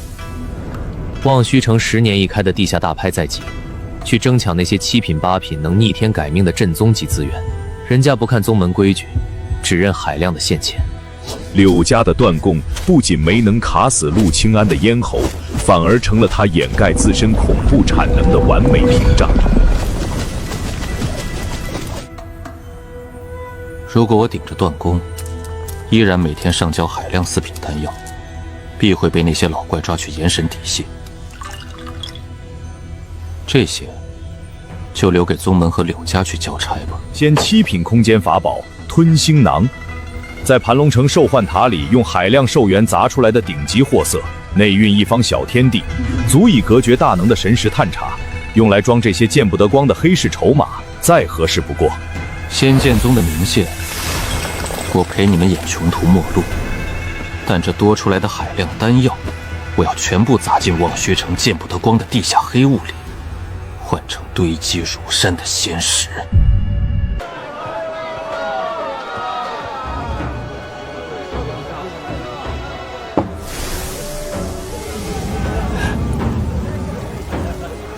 1颗，这可是5阶晨星铁的原矿。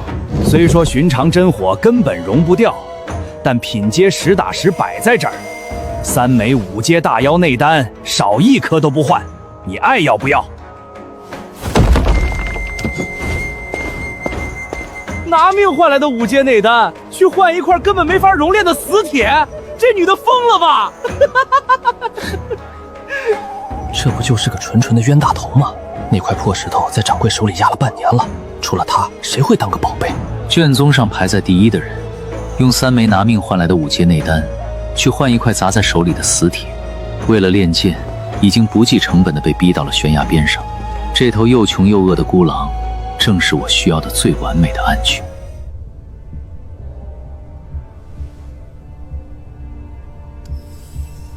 大师兄，底下人刚报上来，那陆清安今日善交的丹药刚好卡在天字浩丹房的及格线上，多1颗都没有。柳家那边透了口风，想请咱们戒律堂以风炉清退的由头出面，强行把丹房收回来。断了所有的主药，居然还能按时交够底线份额，我倒要看看他手里那点边角料能撑到什么时候。那咱们就这么干看着？盯紧他，只要他哪个月交不齐下月宗门规定的硬额，戒具堂便能名正言顺地收回他的天字号丹庭。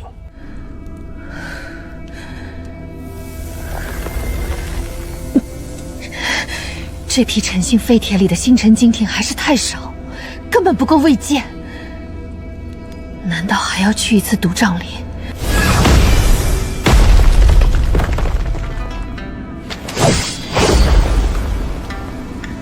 什么人，竟敢强迫我内门大阵？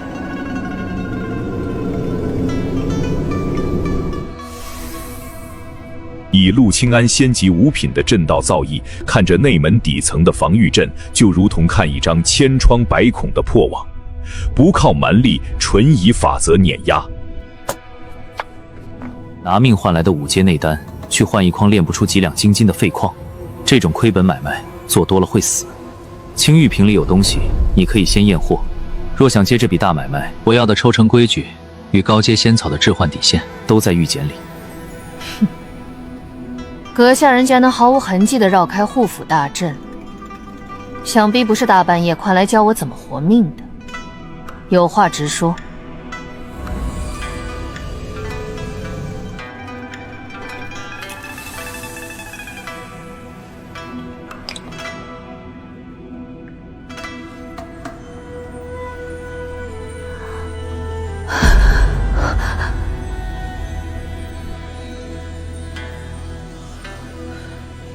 这等成色，就算是内门长老也未必拿得出。你要我去地下访视，替你洗掉这些货？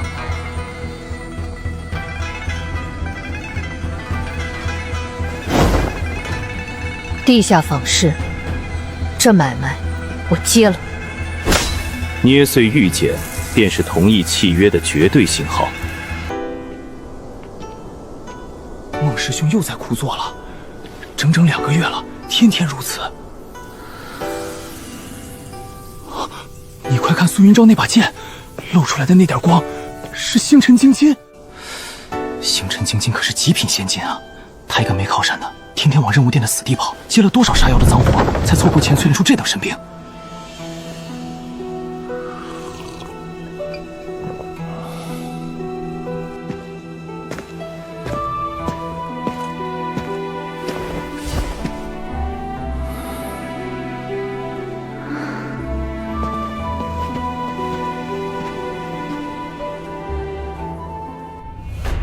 大师兄，贡献堂那边每日的抄录显示，陆清安这2个月来交单数量没有任何起伏，死死卡在天字宝丹房的及格线上。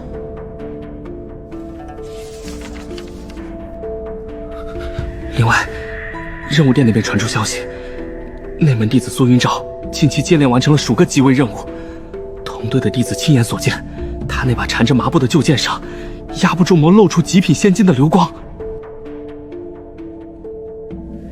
一个毫无背景的普通弟子，手里就捏着极品仙金，这种重宝落在他手里，不仅是暴殄天物，更是在挑衅宗门的秩序。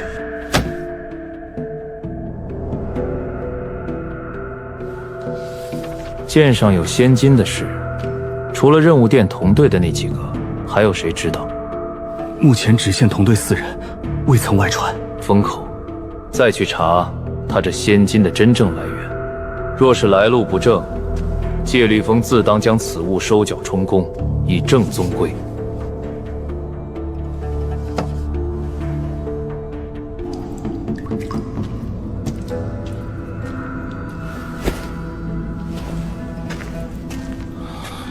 2个月，36次交割，用4品丹药从坊市换来的仙石，终于够拿这点东西了。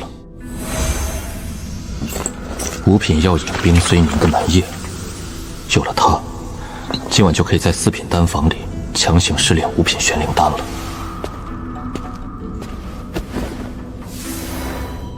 钱货两清，分毫不差。在这吃人的世道，比起虚无缥缈的交情，只有实打实的仙石换来的规矩，才最牢靠。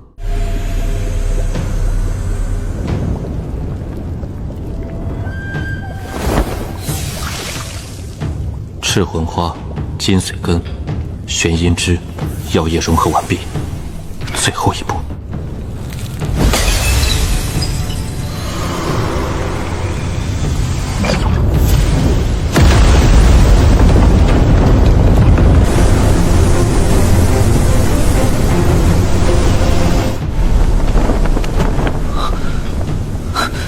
5品丹药呈现的灵压太恐怖了，这4品的聚灵阵压不住了。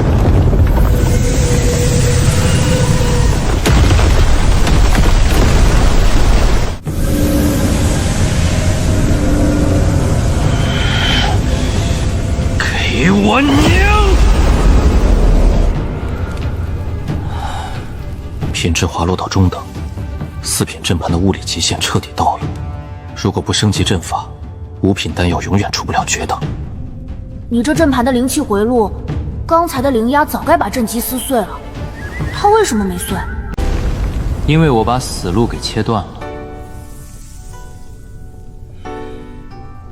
阵基碎了无妨，只要顺着裂缝硬刻下一道散气回路，灵压有了去处，阵盘自然就不会炸。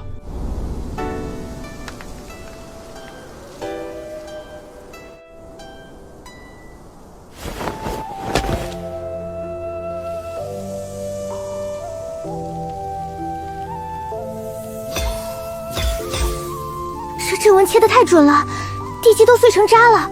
你居然顺着裂缝改了散气的回路，把马上要炸的炉子给救了回来。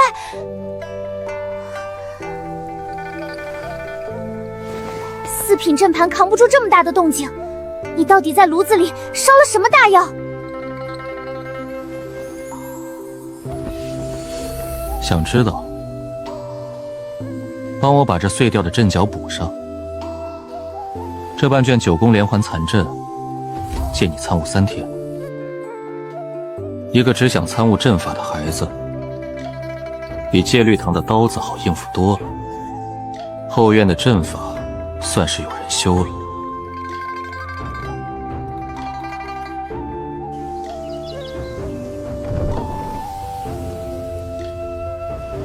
阵盘废了，昨晚那么大的灵压波动，绝对瞒不住内务堂。今天一早肯定会有巡逻的执事来查房。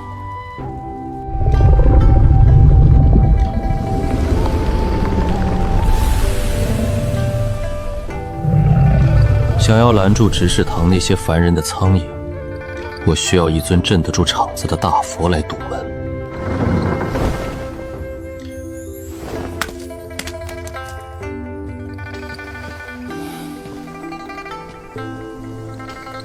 饵撒出去了，就看谁来咬钩。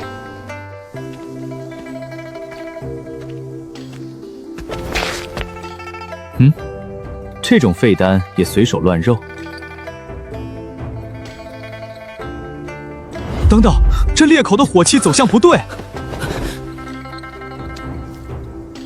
这裂口根本不是炸废的，你居然在丹药内部接着是裂缝硬生生刻下了一道引煞的微型阵纹，把里头狂暴的火煞给导了出来，以阵入丹，强行化解壁煞的死局。这废丹一文不值，但这刻在里面的手法是无价之宝。500点贡献值，我买了。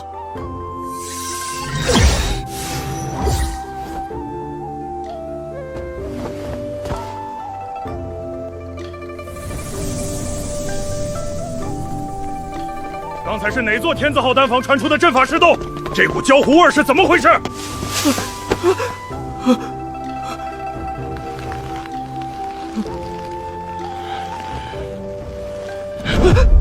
执事大人，使不得啊！您快看看坐在正门口那位爷是谁？段小楼，这小祖宗怎么坐在人家门槛上悟道了？这要是去敲门打断了他的机缘，咱们有几个脑袋够赔的？快撤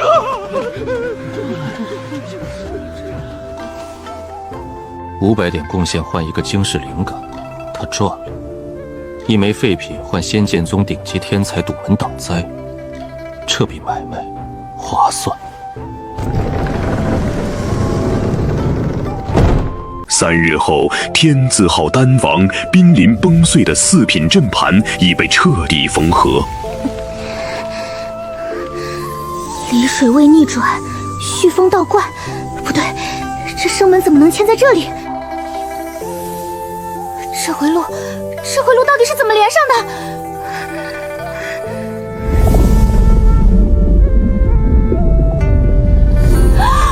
绝了！这阵盘修的值了！只要饵给够了，连催都不用催，他自己就会拼了命的干。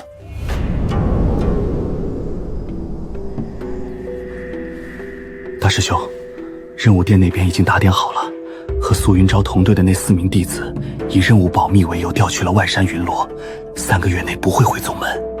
另外，我们安排人近距离核认过，他剑上外衣的那股暗金锋芒，绝对错不了，那是太古遗迹里才有的禁忌之物，星辰精金。一个毫无背景的新晋弟子，查他的仙金来源一直查不到。很好，不用查了。内门弟子苏云昭，本命飞剑异常，疑似勾结外魔，残害同门夺宝。按戒律风宗规第10条，着令写本座令符前往荒野，指认获取仙金之现场，配合勘验，传我口令。带队出宗后，只要出了护宗大阵，直接解锁天剑阵，拿下。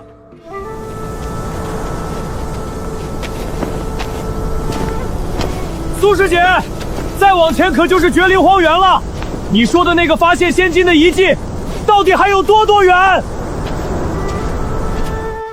不用带路了，此地距宗门已过100里，神识难至，就在此处结案吧。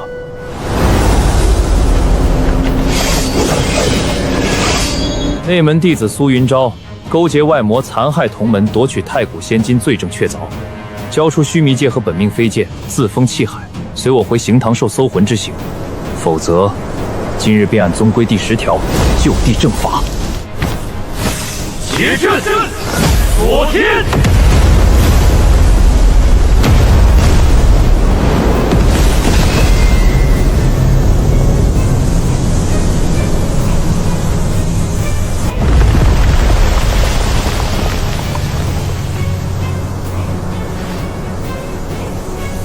木盒里的东西，3张仙7品9重雷火符，残字品，不够精准，拿去。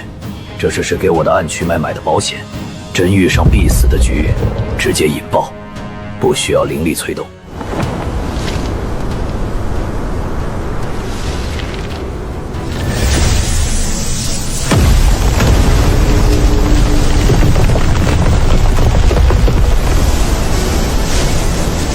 太古雷纹，那是仙7品雷火符，快！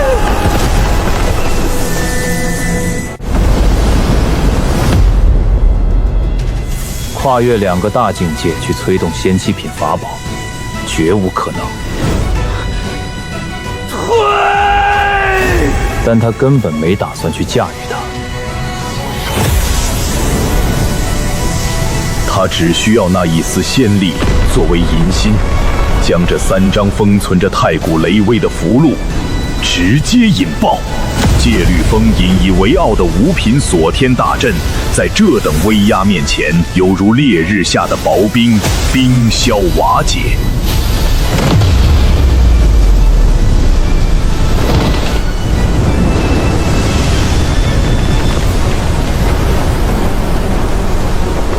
我修为太低，没法精准控制这股力量，威力散得太开，到底还是没能当场炸死一个虚寂境。不过，在力量的碾压之下，他所谓的宗门规矩已经脆得像一张纸。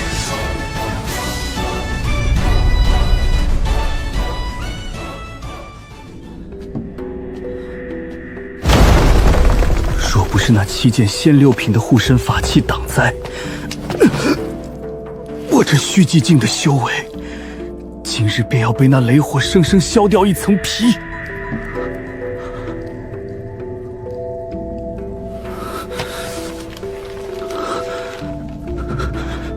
不能留，这东西绝对不能留，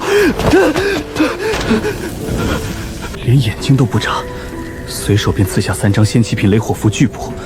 他背后绝对站着一个根本不把仙气品当回事的隐士老怪，这等禁忌不能碰，绝对不能碰。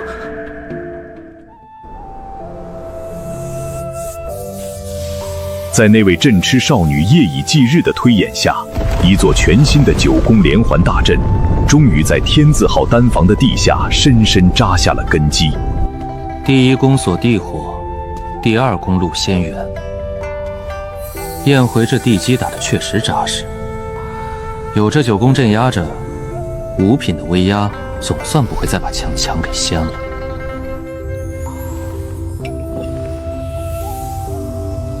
上次阵法不济，失败了。这一次，阵法已经重塑，也是时候让这5品药引真正发威了。算算时辰，荒野上的雷符应该已经响过了。顾长风这种仗势欺人的恶犬，只要被绝对的力量碾过一次，定会夹着尾巴做人。这外头的暗盘，算是彻底扫干净了。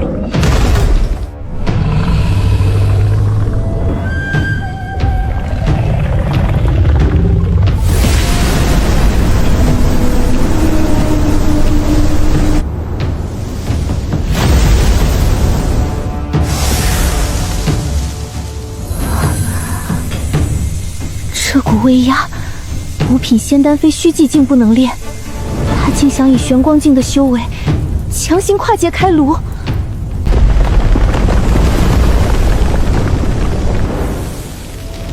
主人，这4品的破炉子根本扛不住5品的药力，你的仙石都快干了，再不收火，你要是被地煞烧成了灰，以后谁来给我炼药？闭嘴！阵法锁得住地脉，我这只手就压得住这口锅。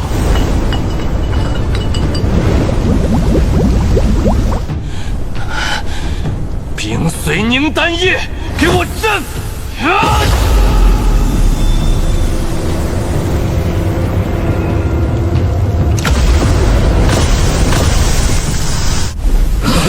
炉子裂了！仙力见底了，想炸炉，做梦！神识，给我钉进去！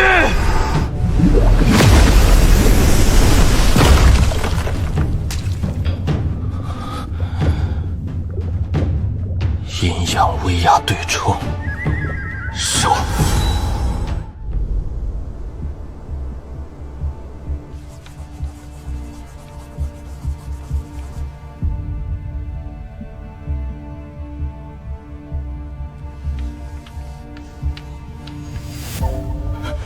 少尊主，望虚城及周边几个散修坊镇的眼线来报，近数月来，4品仙草被不明身份的人大量扫空，而且流入黑市的4品绝等丹药成色诡异，没有一丝咱们公会的炉火印记，似有不明之人打通了门路，在私下截留咱们总会的造化。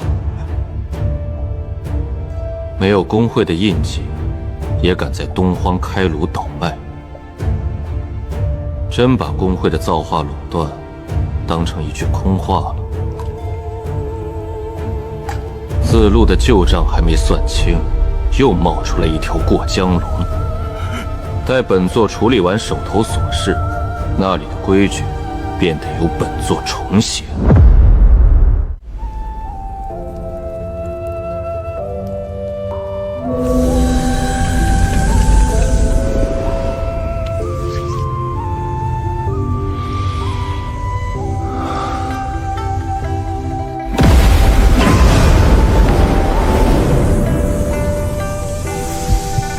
终于能练出五品下等了，这抹平世家百年积运的通天梯，总算握在手里了。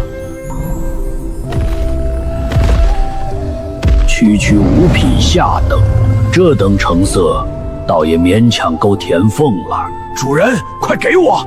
这副幼体的龙颜馋得快要压不住了。急什么？吃了这用我的命熬出来的造化，你接下来要吐的龙颜，得连本带利的吐给我。先五品的造化，不以暴烈取胜。玄灵丹如同在体内种下一口仙泉，足足1月自动涌现精纯仙气。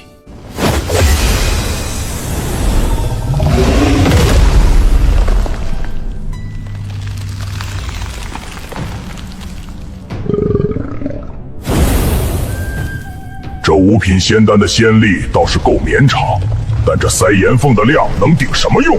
主人，再给我来个百石炉的，我的龙颜就能彻底烧穿6品的门槛了。太古魔龙的胃口果然可怕，玄光1层的底子想跨界进化出6品龙颜，一颗5品丹不过是杯水车薪。接下来该我了，得靠海量的5品丹药把它喂上去。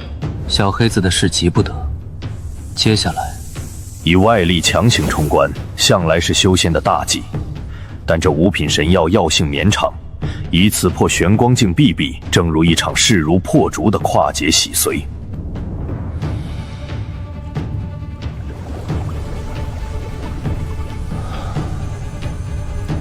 这段10日沉淀的底蕴，在这股药力面前，彻底融会贯通。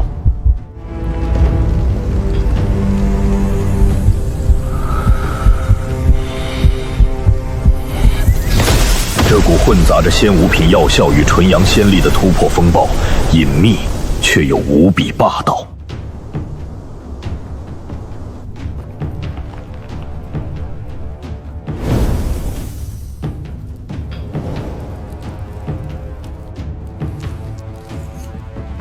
有意思。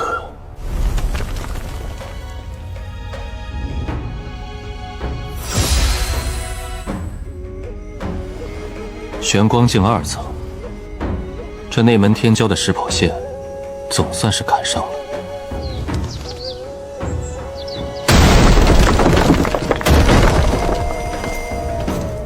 给我砸！昨晚这破院子里仙气算窜，我倒要看看那个泥腿子大半夜的在搞什么迷津汤。占着天字号的茅坑不拉屎，今天非得给他点颜色看看。陆清安，别以为拿了3座丹房就能翻身，这院子里的规矩。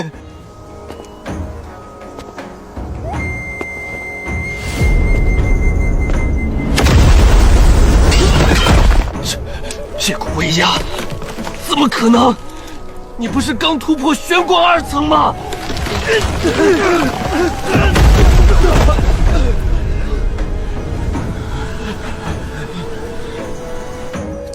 救命！陆师弟，是我们有眼无珠，求你收了神通。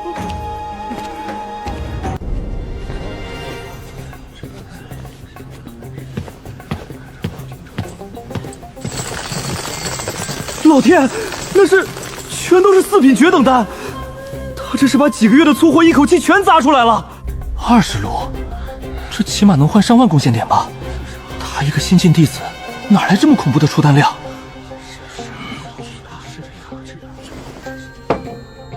别愣着，清仓结算。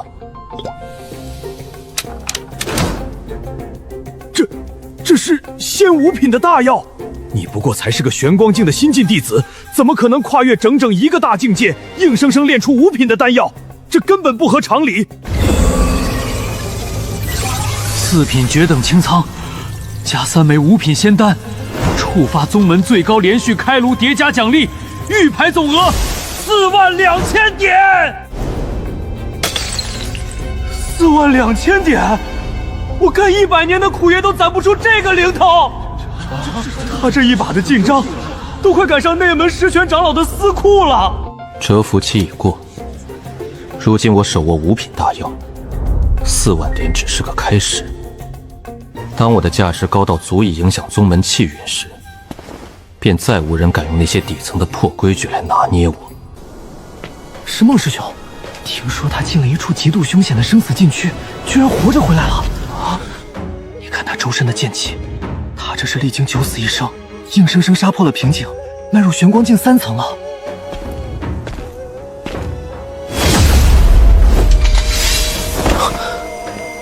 分明只有玄光境2层的境界，为何他体内那股仙力的厚度，竟有如渊海般深不见底？我历经生死才破境，竟压不住他一个低境界的气息，好恐怖的造化底蕴！你修你的无尽资源，我修我的一剑破万法，我倒要看看大道的终点究竟是谁更厉！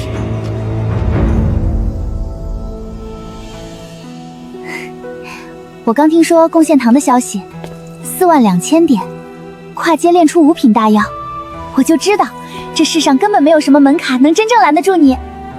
险中求胜，借了点地利的便宜罢了。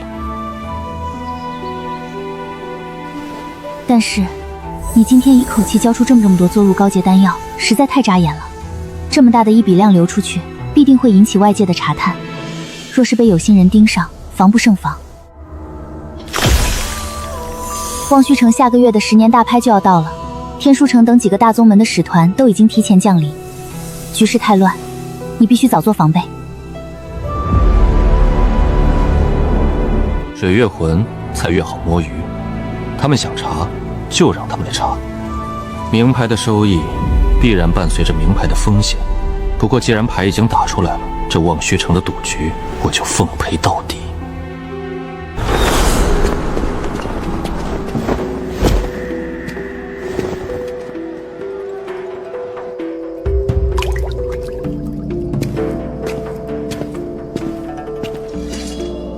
在弱肉强食的地下坊市频繁抛售价值连城的4品绝等丹药，本就是一件危险的买卖。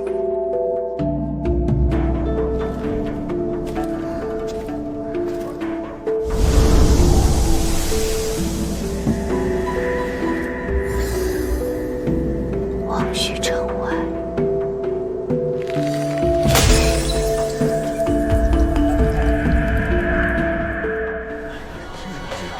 都把眼珠子抠出来，用衣袖擦亮了，好好瞧瞧。看见最底下那个发光的名字没？陆清安，那是我安哥，异姓异母的亲哥。一夜卷走4万点，炼出5品下等。你们以前谁见过这等阵仗？来，给爷大声念出来，谁才是那门第一大腿？切，又不是你当的，你在这瞎嚷嚷什么？我安哥牛，就等于我牛。有本事你也一夜弄个4万点去，没那本事就别在旁边冒酸气儿，一边去。嘘，真师弟，你快少说2句吧。杜师姐过来了。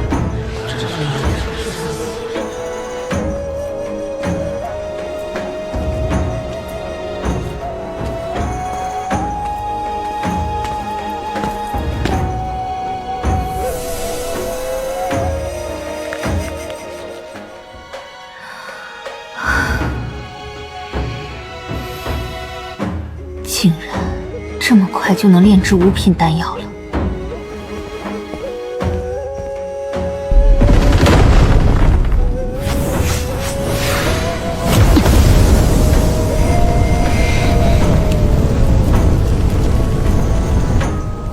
这五品丹药，我绝不认输。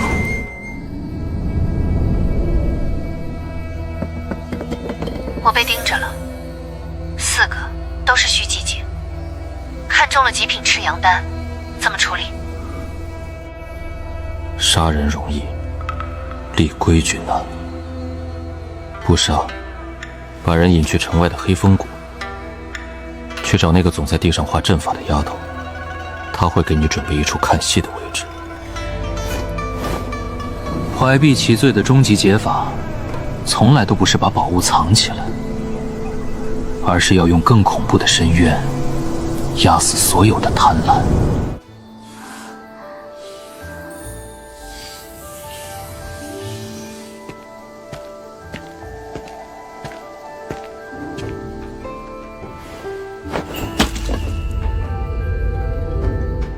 帮我去城外的黑风谷，布一个能困死4个虚寂境的迷阵。这半卷图，先借你看3天。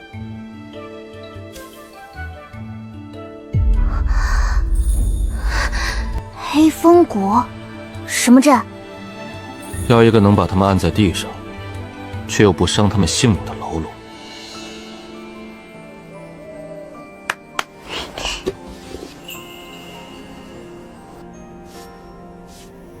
带路。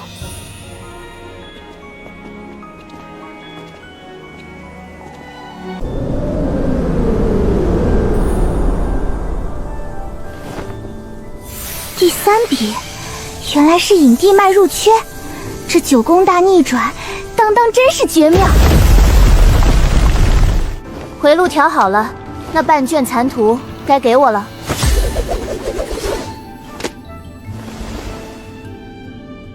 一个只想参悟阵法的孩子，比任何靠山都好用。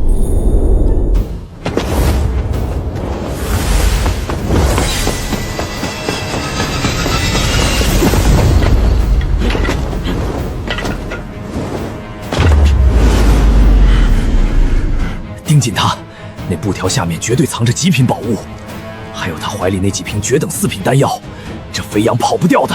把他逼去城外的黑风谷，在那儿动手，神仙都查不出来。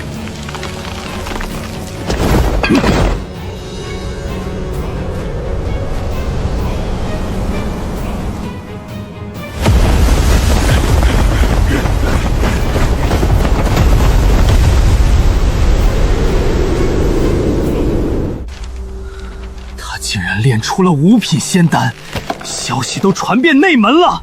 林耀峰的调拨令卡了2个月，他名下没有1两仙草入账，他到底是用什么练出来的？少爷，我们把内武堂和林耀峰所有管事的账本都筛干净了，真的没有陆清安的名字。他似乎从来没在宗门里买过任何仙草。那就查错了方向。既然宗门里没人给他供货，那他必然是搭上了望虚城里的仙草铺子，在自己贴仙石死撑。那就把望虚城所有的仙草铺、所有地下黑市全部翻过来。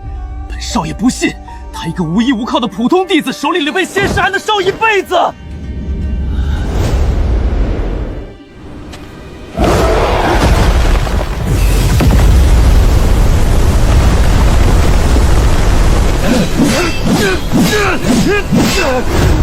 我的仙石被扯碎了，有埋伏！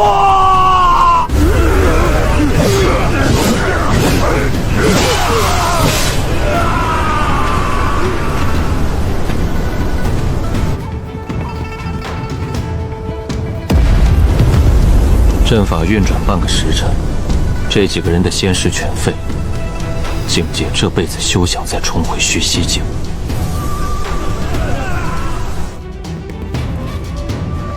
杀他们太容易了，但让他们像死狗一样爬回地下访视，才是这望虚城暗盘里最硬、最不可招惹的规矩。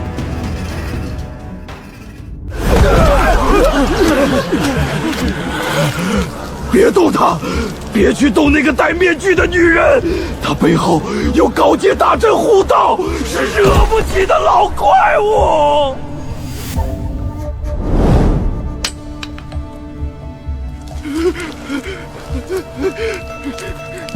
威压，是能拘令地脉的手段。4个虚寂境，8个时辰全废了呀！这是高阶杀阵的痕迹。对方这不是杀不死他们，是根懒得杀，这是把他们当成活牌子放回来，警告咱们呢。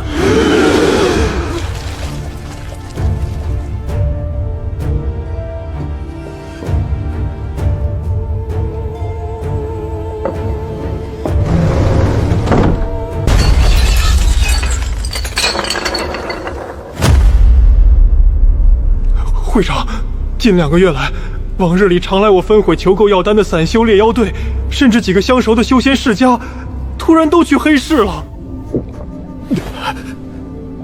咱们工会库房里的下等4品丹药压根儿就卖不动了。黑屋里最近突然涌入了大批没有工会炉印、品质却完美的4品绝等丹，咱们的客源毫无症状的被抢走了整整30%啊！望虚城方圆万里，除了我等工会，有哪个势力能一口气吞下30%的丹药流转？没有炉印成色绝等，这绝对是有人在暗中截断了咱们工会的造化之脉。去查，把外城那些见不得光的散修档口、黑市商铺，给我一处一处的全筛一遍。就算把望虚城掀过来，也要把那条吃里扒外的过江龙给老夫揪出来。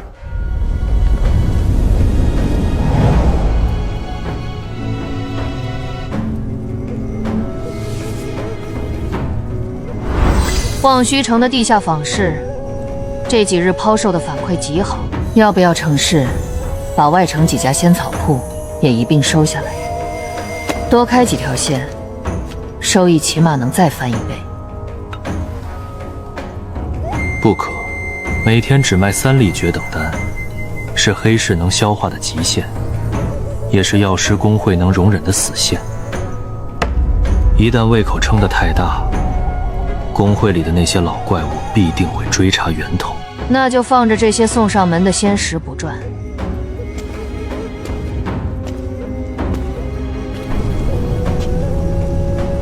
贪多嚼不乱，我们已经积累了足够换取高阶仙草的仙石，当务之急是稳住这30%份额，将其转化为我们下一步强开5品大炉的底蕴。只要阵法和6品龙炎一成，宗门的死线便再也拦不住我。收网，等我指令。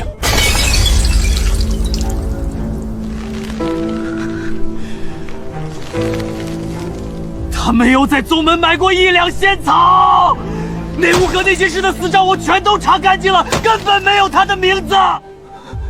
少爷，我们把周边几百里内的仙草交易，甚至灵药峰的值守记录都过了一遍，真的没有任何他购买仙草的记录。他那些仙草就像是凭空变出来的一样，名下没账，却天天能按时交出4品甚至5品的绝等仙丹。他到底是从哪里变出来的仙草？没有仙草，难道他能无中生有吗？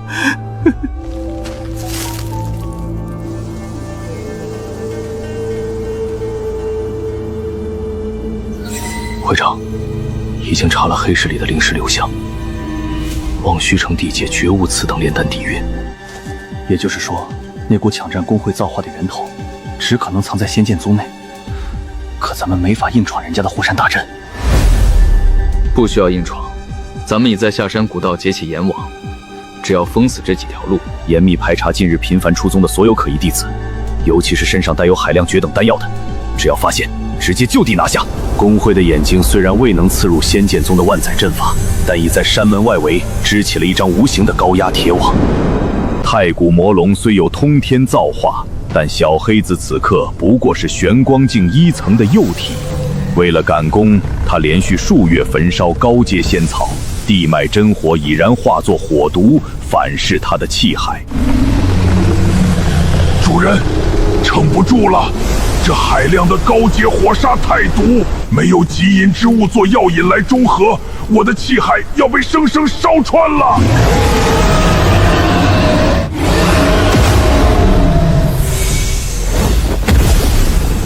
给我压回去！这点火煞都吞不干净，还算什么太古魔龙？不行，臂杖太硬，经脉要断了。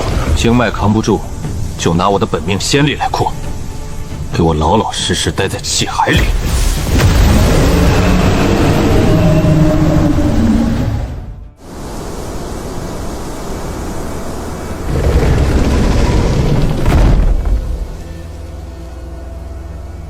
盯紧了，会长有令，只要那条劫了工会财路的过江龙敢露头，立刻发信号。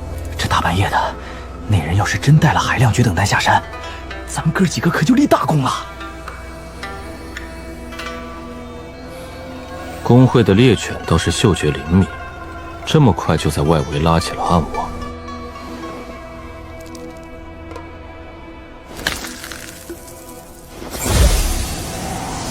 既然是饿极了的野狗，不赏你们一根骨头，怎么肯乖乖去别处刨地？有高阶废丹的焦味儿，在那边。气味飘向了荒废的七剑峰，那家伙肯定是想从死路借道下山，快追，别让他跑了！去气剑峰慢慢挖地3尺吧。等你们刨出几堆烂泥，我早已在望虚城满载而归了。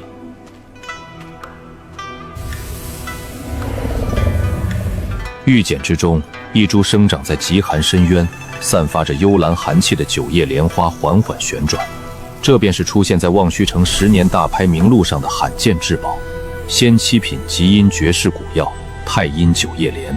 刚才小黑子说的对，孤阳不长，孤阴不生。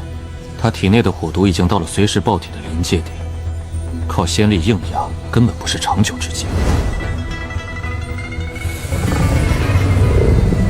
这株仙七品极阴古药是中和火毒的唯一药质，更是我稳固造化底牌的大道钢髓。这株药，谁敢在拍卖会上跟我抢，我就用他的命来填炉子。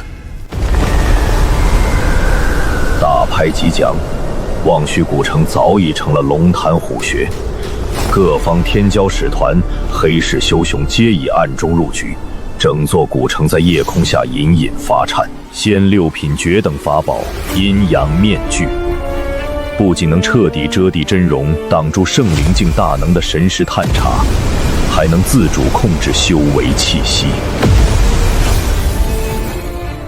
大征之事，这池水越浑，才越好摸鱼。